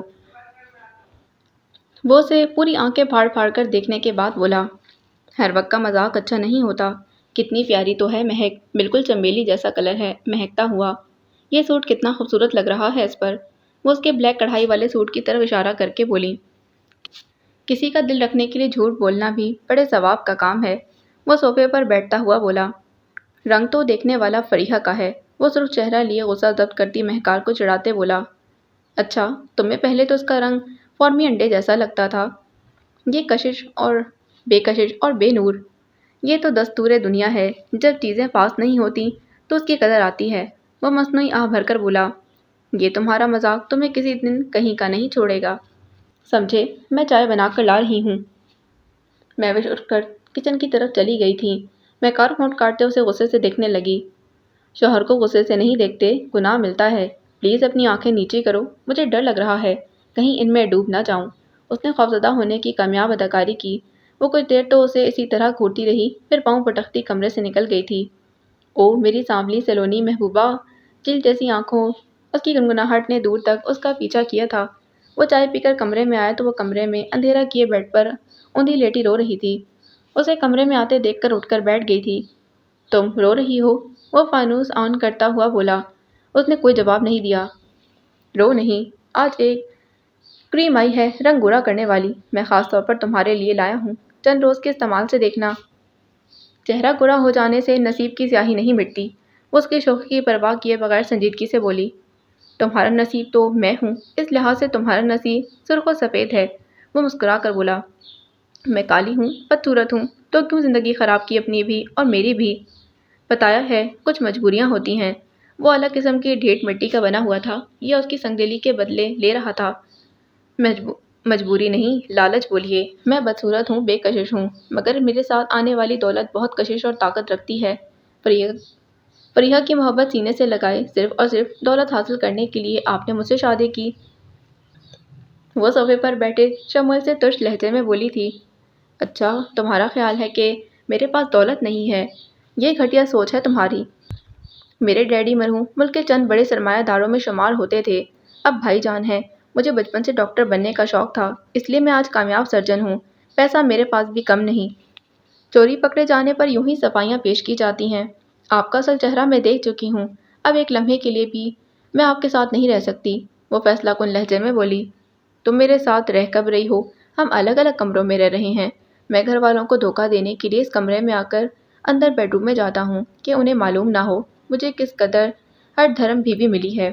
بہرحال میں کچھ دیر آرام کرنے جا رہا ہوں، آج میری نائٹ ڈیوٹی ہے۔ کلینک سے میں اسپتال چلا جاؤں گا۔ اور سنو، زیادہ بولنے والا اکثر پچھتاتا ہے۔ وہ اٹھ کر اندر کمرے میں چلا گیا تھا۔ امی، آپ کچن میں؟ طبیعت ٹھیک نہیں ہے آپ کی؟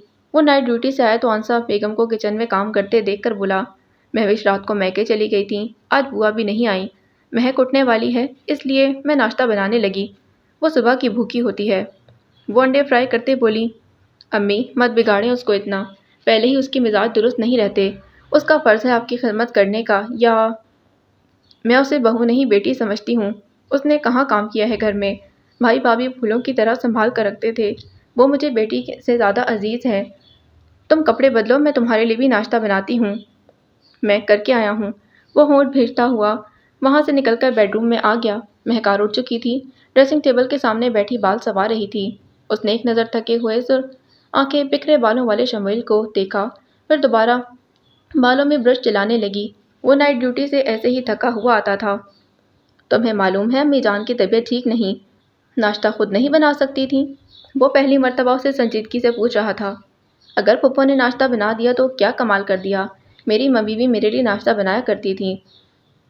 وہ بے پرواہ انداز میں بولی۔ میں تمہیں اپنی ماں کی خدمت کرنے کے لیے لایا ہوں، ماں سے تمہاری خدمت کروانے کے لیے نہیں۔ اتنا چیخ کیوں رہے ہیں؟ ماں وہ آپ کی ہیں، شوق سے خدمت کیجیے، میں نے کب روکا ہے؟ میری ماں تمہارے لیے بھی ماں کا درجہ رکھتی ہے، جاؤ جا کر ان سے معافی مانگو اور آئندہ میں کبھی انہیں اس طرح کام کرتے نہ دیکھوں۔ اس وقت وہ بہت غصے میں تھا۔ کلنڈرا شموئیل کہیں غائب ہو گیا تھا۔ آپ مجھے کیوں دھونس دکھا رہے ہیں؟ میں کیوں معافی مانگوں؟ وہ بالوں میں کلپ لگاتے ہوئے بولی۔ مہکار، تم نے ابھی میرا صرف پیار کا انداز دیکھا ہے، مجھے ضد دلانے کی کوشش مت کرو، چلی جاؤ۔ کتنی معصوم اور ہمدرد نظر آنے والی پھپھو، کتنی مکار اور چالاک ہیں، ذرا سا ناشتہ کیا بنا رہی ہیں، بیٹے کو بھڑکا کر بھیج دیا۔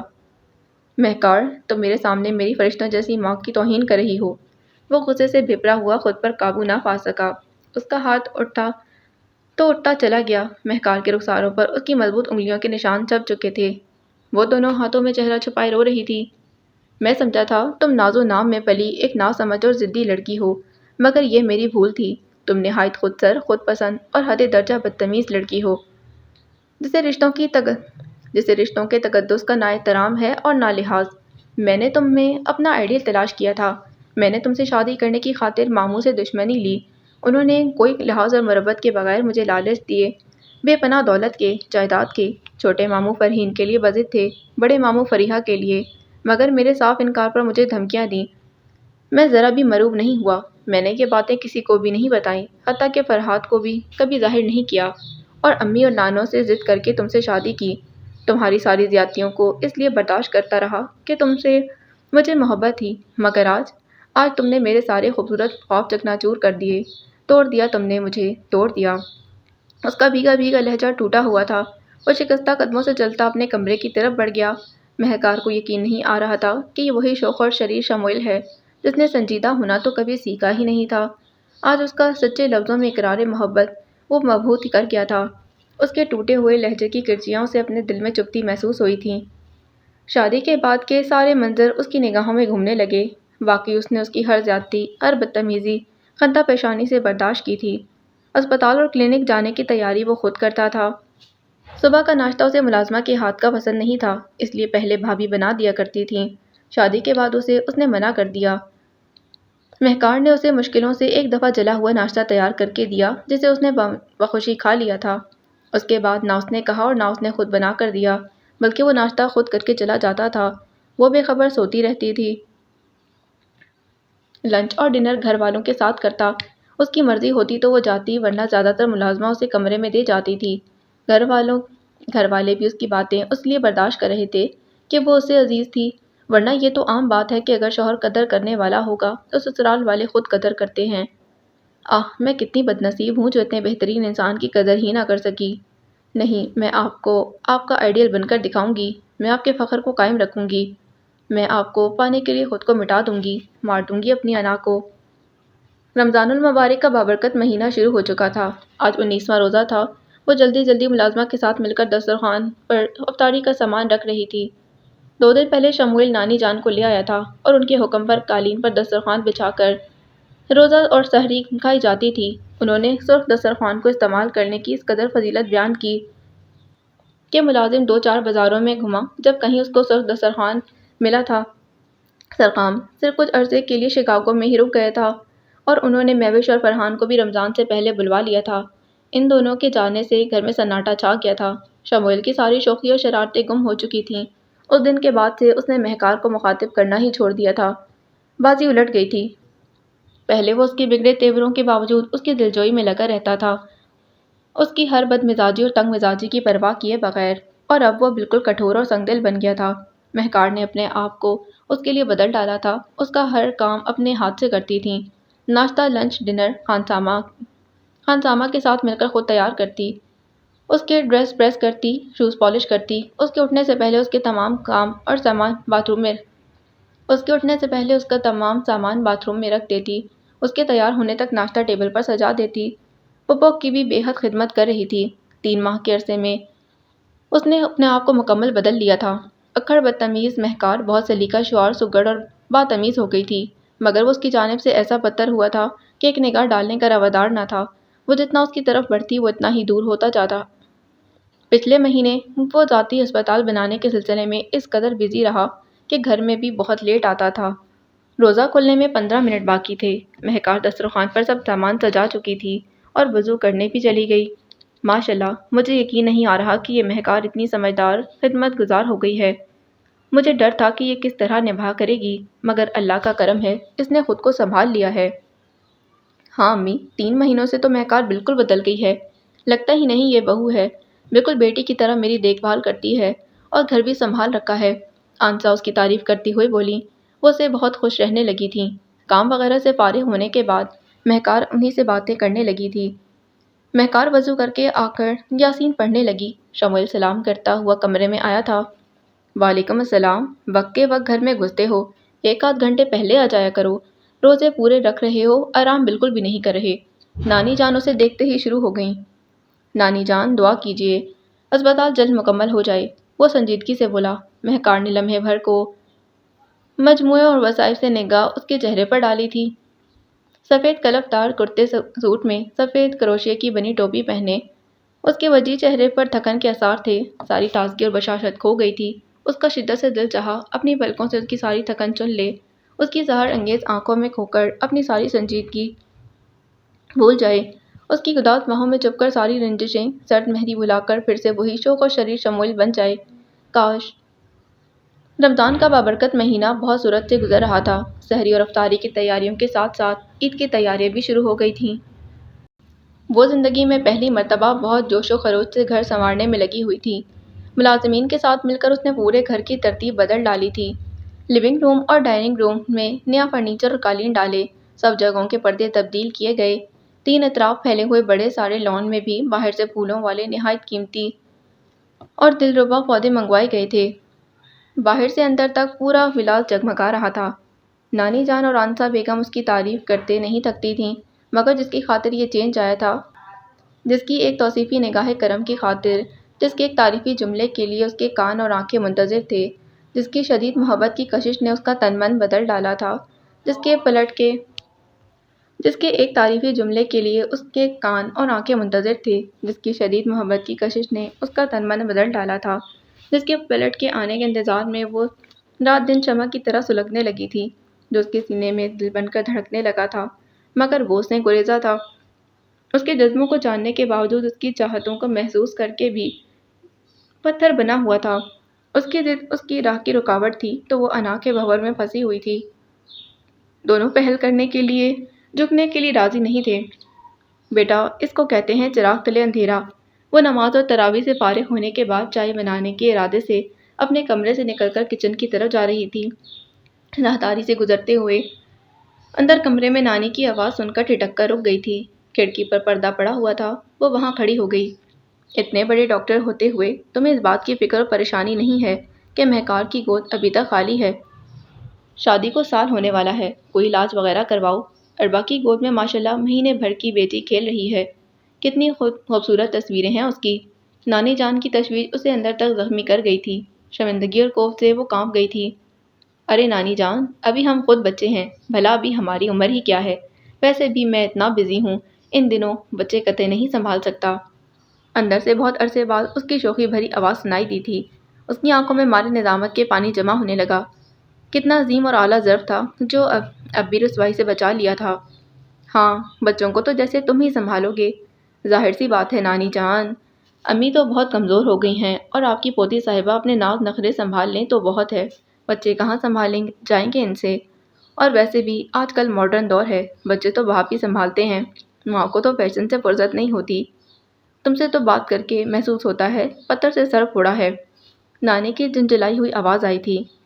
بیٹا، مہکار کو ساتھ لے جاؤ، ہو سکتا ہے آج چاند رات ہو جائے، عید کی شاپنگ کروا لاؤ اسے۔ بچی نے گھر سنوار دیا ہے مگر اپنے لیے جوڑا تک نہیں لائی، جائے کس کے ساتھ وہ؟ سہیلی کوئی اس کی ہے نہیں، بھائیوں کے بچوں نے یہاں آنا ایسے چھوڑ دیا جیسے ہم سے کسی کا کوئی رشتہ ہی نہیں۔ امی کو آئے ہوئے بھی پورا مہینہ ہو گیا مگر مجال ہے کوئی بیٹا بہو یا پوتا پوتی آ کر جھانکے ہوں یہاں۔ آنسا بیگم کی آواز آئی تھی۔ نانی جان اب یہاں سے کہیں نہیں جائیں گی، کوئی آیا بھی تو میں نانی کو نہیں جانے دوں گا۔ کیسا فیض دیتی ہے آج کل کی اولاد، اس اولاد کے پیچھے ماں باپ زندگی خراب کر دیتے ہیں، ان کی بھلائی میں اپنا چین اور سکون گوا کر انہیں اس قابل کرتے ہیں، اور جب اولاد کا وقت آتا ہے ماں باپ کی پرورش کا بدلہ اتارنے کا تو وہ انہیں بوجھ لگنے لگتے ہیں۔ ان کی آواز بھیگنے لگی تھی۔ سب مرد ایسے نہیں ہوتے نانی جان، بے غیرت اور کم ظرف ہوتے ہیں وہ مرد جو بیوی کے منہ سے ماں کی برائی سننے کی بجائے اس کا منہ نہیں توڑتے۔ اندر سے شموئیل کی بھاری آواز سنائی دی اور مہکار کے دونوں ہاتھ بے اختیار اپنے رخساروں پر جم گئے تھے۔ پھپھو کو اس دن ناشتہ بناتے دیکھ اور اس کے منہ سے ان کے لیے گستاخی کے جملے سن کر اس نے لمحہ بھر میں اپنی محبت اور چاہت بھلا کر اس کے رخساروں پر اپنی انگلیوں کے ایسے نشان چھوڑے تھے کہ گزشتہ 2 دن تک اس نے رخساروں پر ثبت نشانوں کو ملازمین اور پھپھو سے چھپانے کے لیے کیا کیا جتن کیے تھے۔ ماں سے گستاخی کی سزا میں بھی اس نے بولنا ترک کر چکا تھا۔ سچ ہے یہ بھی کسی بزرگ کا فرمانا، جو مرد ماں کی عزت کرتا ہے وہ بیوی سے محبت کرتا ہے۔ اس کی شرافت، اس کی چاہت کا یہ ثبوت بہت تھا کہ 10 ماہ کا عرصہ گزر جانے کے باوجود وہ بھٹکا نہیں تھا، نہ ہی اس نے مہکار کو زبردستی قائل کرنے کی کوشش کی تھی۔ وہ خاموشی سے کچن میں آ کر وہاں موجود ڈائننگ ٹیبل کے گرد رکھی کرسی پر بیٹھ گئی تھی۔ نانی جان کی تشویش اسے بڑی پریشانی میں مبتلا کر گئی تھی۔ اس کا جسم انجانے خوف سے آہستہ آہستہ کانپ رہا تھا۔ اگر انہوں نے زبردستی کسی لیڈی ڈاکٹر یا مڈ وائف سے چیک کروا لیا تو کیا ہوگا؟ کیسے بتائے گی انہیں کہ شموئیل صرف نکاح کے کاغذات تک اس کا شوہر ہے؟ ازدواجی لحاظ سے اس نے آج تک اسے قبول نہیں کیا۔ اگر انہیں یہ سب معلوم ہو گیا تو یقیناً میں ہی قصوروار ٹھہرائی جاؤں گی اور وہ صاف بچ جائیں گے۔ کیا جاتا شمویل کا اگر وہ مجھے یہ نہ بتاتے کہ انہوں نے یہ سب ثواب کے لیے کیا ہے، تو میں اپنا سب کچھ ان پر نثار کرنے کو تیار تھی۔ اب جب کہ مجھے ان کے مذاق کا یقین ہو چکا ہے تو وہ ضد میں اکڑے ہوئے ہیں کہ میں خود انہیں مخاطب کروں گی، مگر میں اپنی انا کو مار بھی دیتی ہوں تو میرے اندر کی وہ دم توڑتی مغرور اور گھمنڈی لڑکی میرے راستے کی دیوار بن جاتی ہے۔ میرے معبود مجھے صراط مستقیم دکھا جو میں اپنی غم گشتہ جنت تک پہنچ جاؤں۔ اس نے دونوں ہاتھوں میں چہرہ چھپاتے ہوئے اللہ سے فریاد کی تھی۔ بی بی جی خیریت تو ہے نا؟ طبیعت تو ٹھیک ہے نا آپ کی جی؟ اس ملازمہ کی پریشان آواز پر اس نے چہرہ اٹھا کر دیکھا۔ وہ پریشانی سے اس کی طرف دیکھ رہی تھی۔ کچھ نہیں کریمن، ایسے ہی سستی آ رہی ہے، وہ بات بناتی مسکرا کر بولی۔ میں کڑک چائے بنا دیتی ہوں، بلکہ آپ کمرے میں آرام کریں، میں بڑی بیگم وغیرہ کو بھی چائے دوں گی اور آپ کو بھی دے دوں گی۔ ملازمہ کی ہمدردی پر وہ مسکراتی کچن سے نکل آئی۔ اس کا ارادہ کمرے میں جانے کا تھا کیونکہ تینوں اس قسم کی باتوں میں الجھے ہوئے تھے۔ اسے اندر جانا مناسب نہیں لگا۔ وہ دبے قدموں سے اس کمرے کے سامنے سے گزرنے لگی تاکہ اس کے قدموں کی آواز سے وہ یہ خیال نہ کرے کہ وہ ان کی باتیں سن چکی ہے۔ نہیں نانی جان، مہک کو یہ سب کچھ کسی طرح معلوم نہیں ہونا چاہیے۔ شمویل کے منہ سے اپنا نام اور اس کے مضبوط لہجے نے اس کے بڑھتے قدم روک لیے۔ وہ کھڑکی کے قریب کھڑی ہو گئی تھی تو یہ بہت معیوب اور اخلاق سے گری ہوئی حرکت اور وہ اسے پسند بھی نہیں کرتی تھی، مگر دونوں مرتبہ انداز اسے اتنے پراسرار اور فکر انگیز لگے کہ وہ بے اختیار ہی یہ گھٹیا حرکت کرنے پر مجبور ہو گئی تھی۔ بھلا یہ بھی کوئی چھپانے والی بات ہے؟ آج نہیں تو کل اسے معلوم ہونا ہی ہے، کب تک چھپا سکتے ہیں اس سے؟ نانی کی آواز نے اسے وسوسوں کے جنگل میں بھٹکا دیا تھا۔ اس کا دل اتنی تیزی سے دھڑکنے لگا جیسے سینہ توڑ کر ابھی باہر آ جائے گا، جو اندیشوں سے پہلے ہی لرز رہا تھا۔ وہ بہت حساس اور خوددار لڑکی ہے نانی جان۔ وہ آج تک اس خوش فہمی میں مبتلا ہے کہ اشفاق انکل لاکھوں کی جائیداد چھوڑ کر گئے ہیں جس کی وہ مالک ہے، اور اسی احساس کے سہارے اتنی مضبوط ہے۔ اگر اسے معلوم ہو جائے گا کہ اشفاق انکل بالکل کلاش ہو گئے تھے، ان کا تمام بزنس تباہ ہو گیا تھا، تو شاید وہ یقین نہ کر سکے۔ وہ ٹوٹ جائے گی اور میں اسے ٹوٹتے ہوئے نہیں دیکھ سکتا۔ وہ یہ کیا کہہ رہا تھا؟ یہ کیسے دھماکے تھے جو اس کے اندر ہو رہے تھے؟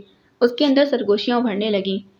میں بدصورت ہوں، بے کشش ہوں، مگر میرے ساتھ آنے والی دولت بہت کشش اور طاقت رکھتی ہے۔ فریحہ کی محبت کو سینے سے لگائے صرف اور صرف دولت حاصل کرنے کے لیے مجھ سے شادی کی ہے۔ اس کی آواز نشتر بن کر اس کی روح میں پیوست ہو رہی تھی۔ وہ اپنی ٹوٹی بکھری غرور کی لاش کے ملبے میں دفن ہوتی جا رہی تھی۔ آنکھوں میں اندھیرا سے چھانے لگا تھا۔ ماموں نے جو یہاں مہکار کا اکاؤنٹ کھولا ہوا تھا، وہ پیسہ بڑے ماموں پہلے ہی نکال چکے ہیں۔ جب انکل بینک گئے تو انہیں اکاؤنٹ خالی ملا، کیونکہ وہ پیسہ ہمیشہ بڑے ماموں کے پاس ہی ڈرافٹ کرتے تھے اور ماموں اپنے سائن سے اسے جمع کرتے تھے۔ اس صدمے سے ان کا ایکسیڈنٹ ہو گیا۔ یہ باتیں انکل نے اسپتال میں بتائیں۔ آنٹی تو موقع پر ہی ہلاک ہو گئی تھیں۔ انکل اسپتال آنے کے 1 گھنٹے بعد ختم ہوئے تھے، اسی لیے میں نے شادی کا مکمل خرچہ اٹھا لیا تھا تاکہ اگر دونوں دکھاوے کے لیے کچھ پیسہ لگائیں بھی تو نہ لگا سکیں۔ جن کی بے حسی بے ایمانی نے انکل آنٹی کی جان لی تھی، میں ان کا احسان مہکار پر کسی بھی طرح برداشت نہیں کر سکتا۔ مہکار کا وجود جیسے آسمان کی بلندی سے گرتا ہوا زمین پر دور دور تک بکھرتا گیا تھا۔ اسے اپنا دم گھٹتا ہوا محسوس ہوا، سانسیں جیسے اٹکنے لگی تھیں۔ اب وہاں مزید کھڑے رہنے کی تاب نہیں تھی، وہ ارج سے فرش پر گری تھی۔ کیسے جان لیوا انکشاف ہوئے تھے! وہ اپنے بے دم ہوتے قدموں پر بامشکل چلتی ہوئی کمرے میں آئی اور بیڈ پر گر گئی تھی۔ مجھ بڑھیا کے لیے یہ سامان لانے کی کیا ضرورت تھی؟ نانی جان میز پر رکھے سوٹ، شال اور چپل کی طرف اشارہ کر کے بولی۔ شمویل آج ہسپتال سے شاپنگ سینٹر چلا گیا تھا، وہاں اس نے اپنے لیے سامان لیا، امی اور نانی کے لیے عید کی خریداری کی اور مہکار کے لیے بھی اسپیشل شاپنگ کی تھی۔ آج 29واں روزہ تھا اور زیادہ گمان آج چاند رات ہونے کا تھا۔ نانی جان، عید تو اصل میں بوڑھوں اور بچوں کی ہوتی ہے، ہم جوانوں کا کیا ہے؟ تو سدا جوان رہے گا، کبھی بوڑھا تھوڑی ہوگا۔ وہ مصنوعی خفگی سے بولیں تو وہ ہنس پڑا۔ مہکار کے لیے بھی عید کا سامان لائے یا نہیں؟ آنسا سامان سمیٹتی بولی۔ ہاں، یہ دیکھیں نا، وہ شاپنگ بیگ ان کی طرف کرتا ہوا بولا۔ رہنے دو، جب پہن لے گی تو دیکھ لیں گے، جاؤ تم بھی اب جا کر آرام کرو، آنسا بیگم شفقت سے بولی۔ وہ آہستہ سے دروازہ کھول کر اندر داخل ہوا۔ کمرے میں ٹیبل لیمپ کی مدھم روشنی پھیلی ہوئی تھی۔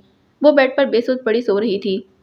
اس نے رسٹ واچ دیکھی، 10 بج رہے تھے۔ وہ اتنی جلدی سونے کی عادی تو نہیں تھی، روز اس کے کمرے میں جانے کے بعد سوتی تھی۔ اس نے شاپنگ بیگ صوفے پر رکھ دیا تھا، کچھ دیر کھڑا اس کے چادر میں لپٹے وجود کو دیکھتا رہا، پھر اپنے کمرے کی طرف بڑھ گیا تھا۔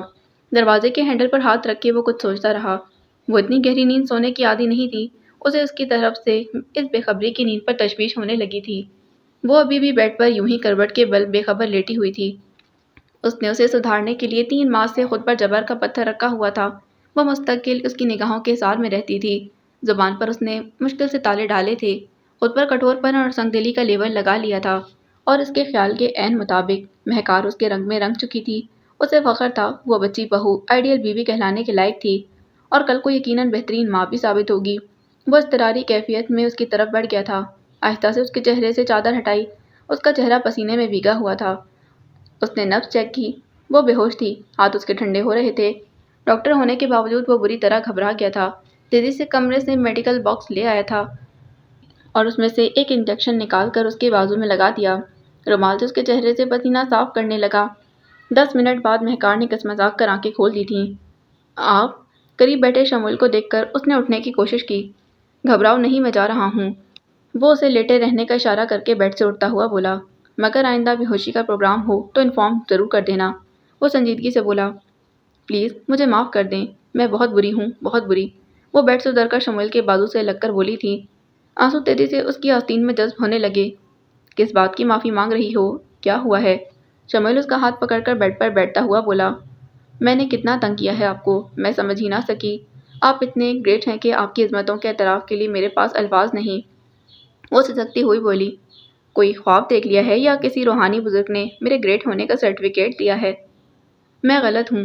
اس کا احساس مجھے بہت عرصے پہلے ہو گیا تھا، مگر اپنی کم مائگی اور آپ کی اعلیٰ ظرفی کا ثبوت مجھے کچھ دیر پہلے آپ کی نانی سے باتیں سن کر ہوا ہے۔ مجھے ماما پاپا نے یوں بے خبر رکھا کہ پاپا کا بزنس… پلیز مہکار، اس ذکر کو ان کے ساتھ ہی دفن رہنے دو۔ میری کوشش یہی رہی تھی کہ تمہیں کسی بات کا علم نہ ہو پائے۔ اگر اب تم نے اتفاق سے سن ہی لیا ہے تو آئندہ کبھی اس موضوع کو زیر بحث نہ لانا۔ ماموں تمہیں احساس کمتری میں مبتلا نہیں دیکھنا چاہتے تھے، اور میں بھی نہیں چاہتا۔ وہ اس کے آنسو صاف کرتا ہوا بولا، جو کچھ ہوا بھول جاؤ، میرے پاس جو بھی ہے وہ سب تمہارا ہی ہے۔ اس کے بہتے آنسو ایک لمحے بھر میں موم کر گئے تھے۔ آپ نے مجھے معاف کر دیا نا؟ وہ اس کی طرف دیکھتے ہوئے ملتجی لہجے میں بولی، ہاں، مگر ایک وعدے کے ساتھ، کبھی بھی بڑوں سے زبان چلانے کی کوشش نہ کرنا۔ وہ سنجیدگی سے بولا، میں بہت شرمندہ ہوں، اب آپ کو کوئی بھی شکایت کا موقع نہیں ملے گا۔ اس کی انا اپنے جانثار باوفا محبوب شوہر کے آگے دم توڑ چکی تھی۔ وہ شرمائی لجائی نگاہیں جھکائے اس کے پاس بیٹھی ہوئی تھی۔ وہ نگاہوں میں چاہتوں کے دیپ جلائے اسے دیکھ رہا تھا۔ کاش تم پہلے سدھر جاتی تو یہ 10 ماہ ضائع نہ ہوتے۔ یا کاش تم یہ مگرمچھ جیسے آنسو پہلے بہا لیتی تو اتنا عرصہ یوں نہ گزرتا۔ میں مگرمچھ کے آنسو بہا رہی ہوں؟ وہ حسب عادت جھٹکے سے بولی، نہیں بھائی، تم تو اپنے آنسو بہا رہی ہو، دیکھو نا کتنی کشش ہے ان آنکھوں میں۔ میں سب لڑائی بھلا کر لمحے بھر میں تم سے صلح کر بیٹھا ہوں۔ وہ ہنستا ہوا بولا۔ باہر سے شور کی آواز آ رہی تھی۔ چاند نظر آ گیا ہے۔ مبارک ہو، میری تو واقعی کلید ہے۔ وہ اسے بازو میں چباتا ہوا بولا، چلو جھٹپٹ تیار ہو جاؤ، آج کی رات ہماری ہے، تمہیں شاپنگ کروا کر لاؤں، اور ہاں، تمہیں منہ دکھائی بھی تو دینی ہے۔ اس دن مارے خوشی کے میں لانا ہی بھول گیا تھا۔ اب تم اپنی پسند سے جو چاہو لے لینا۔ وہ شوخی سے اس کا چہرہ ہاتھ سے اونچا کرتا ہوا بولا۔ اس کے چہرے پر سجی خوشیوں کے رنگ جگمگانے لگے تھے۔ The end. So this was the end of novel جانے جانان۔ امید کرتی ہوں یہ کہانی آپ کو بہت پسند آئی ہوگی۔ اگر آپ کو یہ کہانی پسند آئی ہے تو پلیز چینل کو سبسکرائب کر دیجیے گا، بیل آئیکن کو پریس کیجیے گا، ویڈیو کو لائک کیجیے اور شیئر بھی کیجیے گا۔ ملتے ہیں ایک نئی ناول کے ساتھ۔ اللہ حافظ۔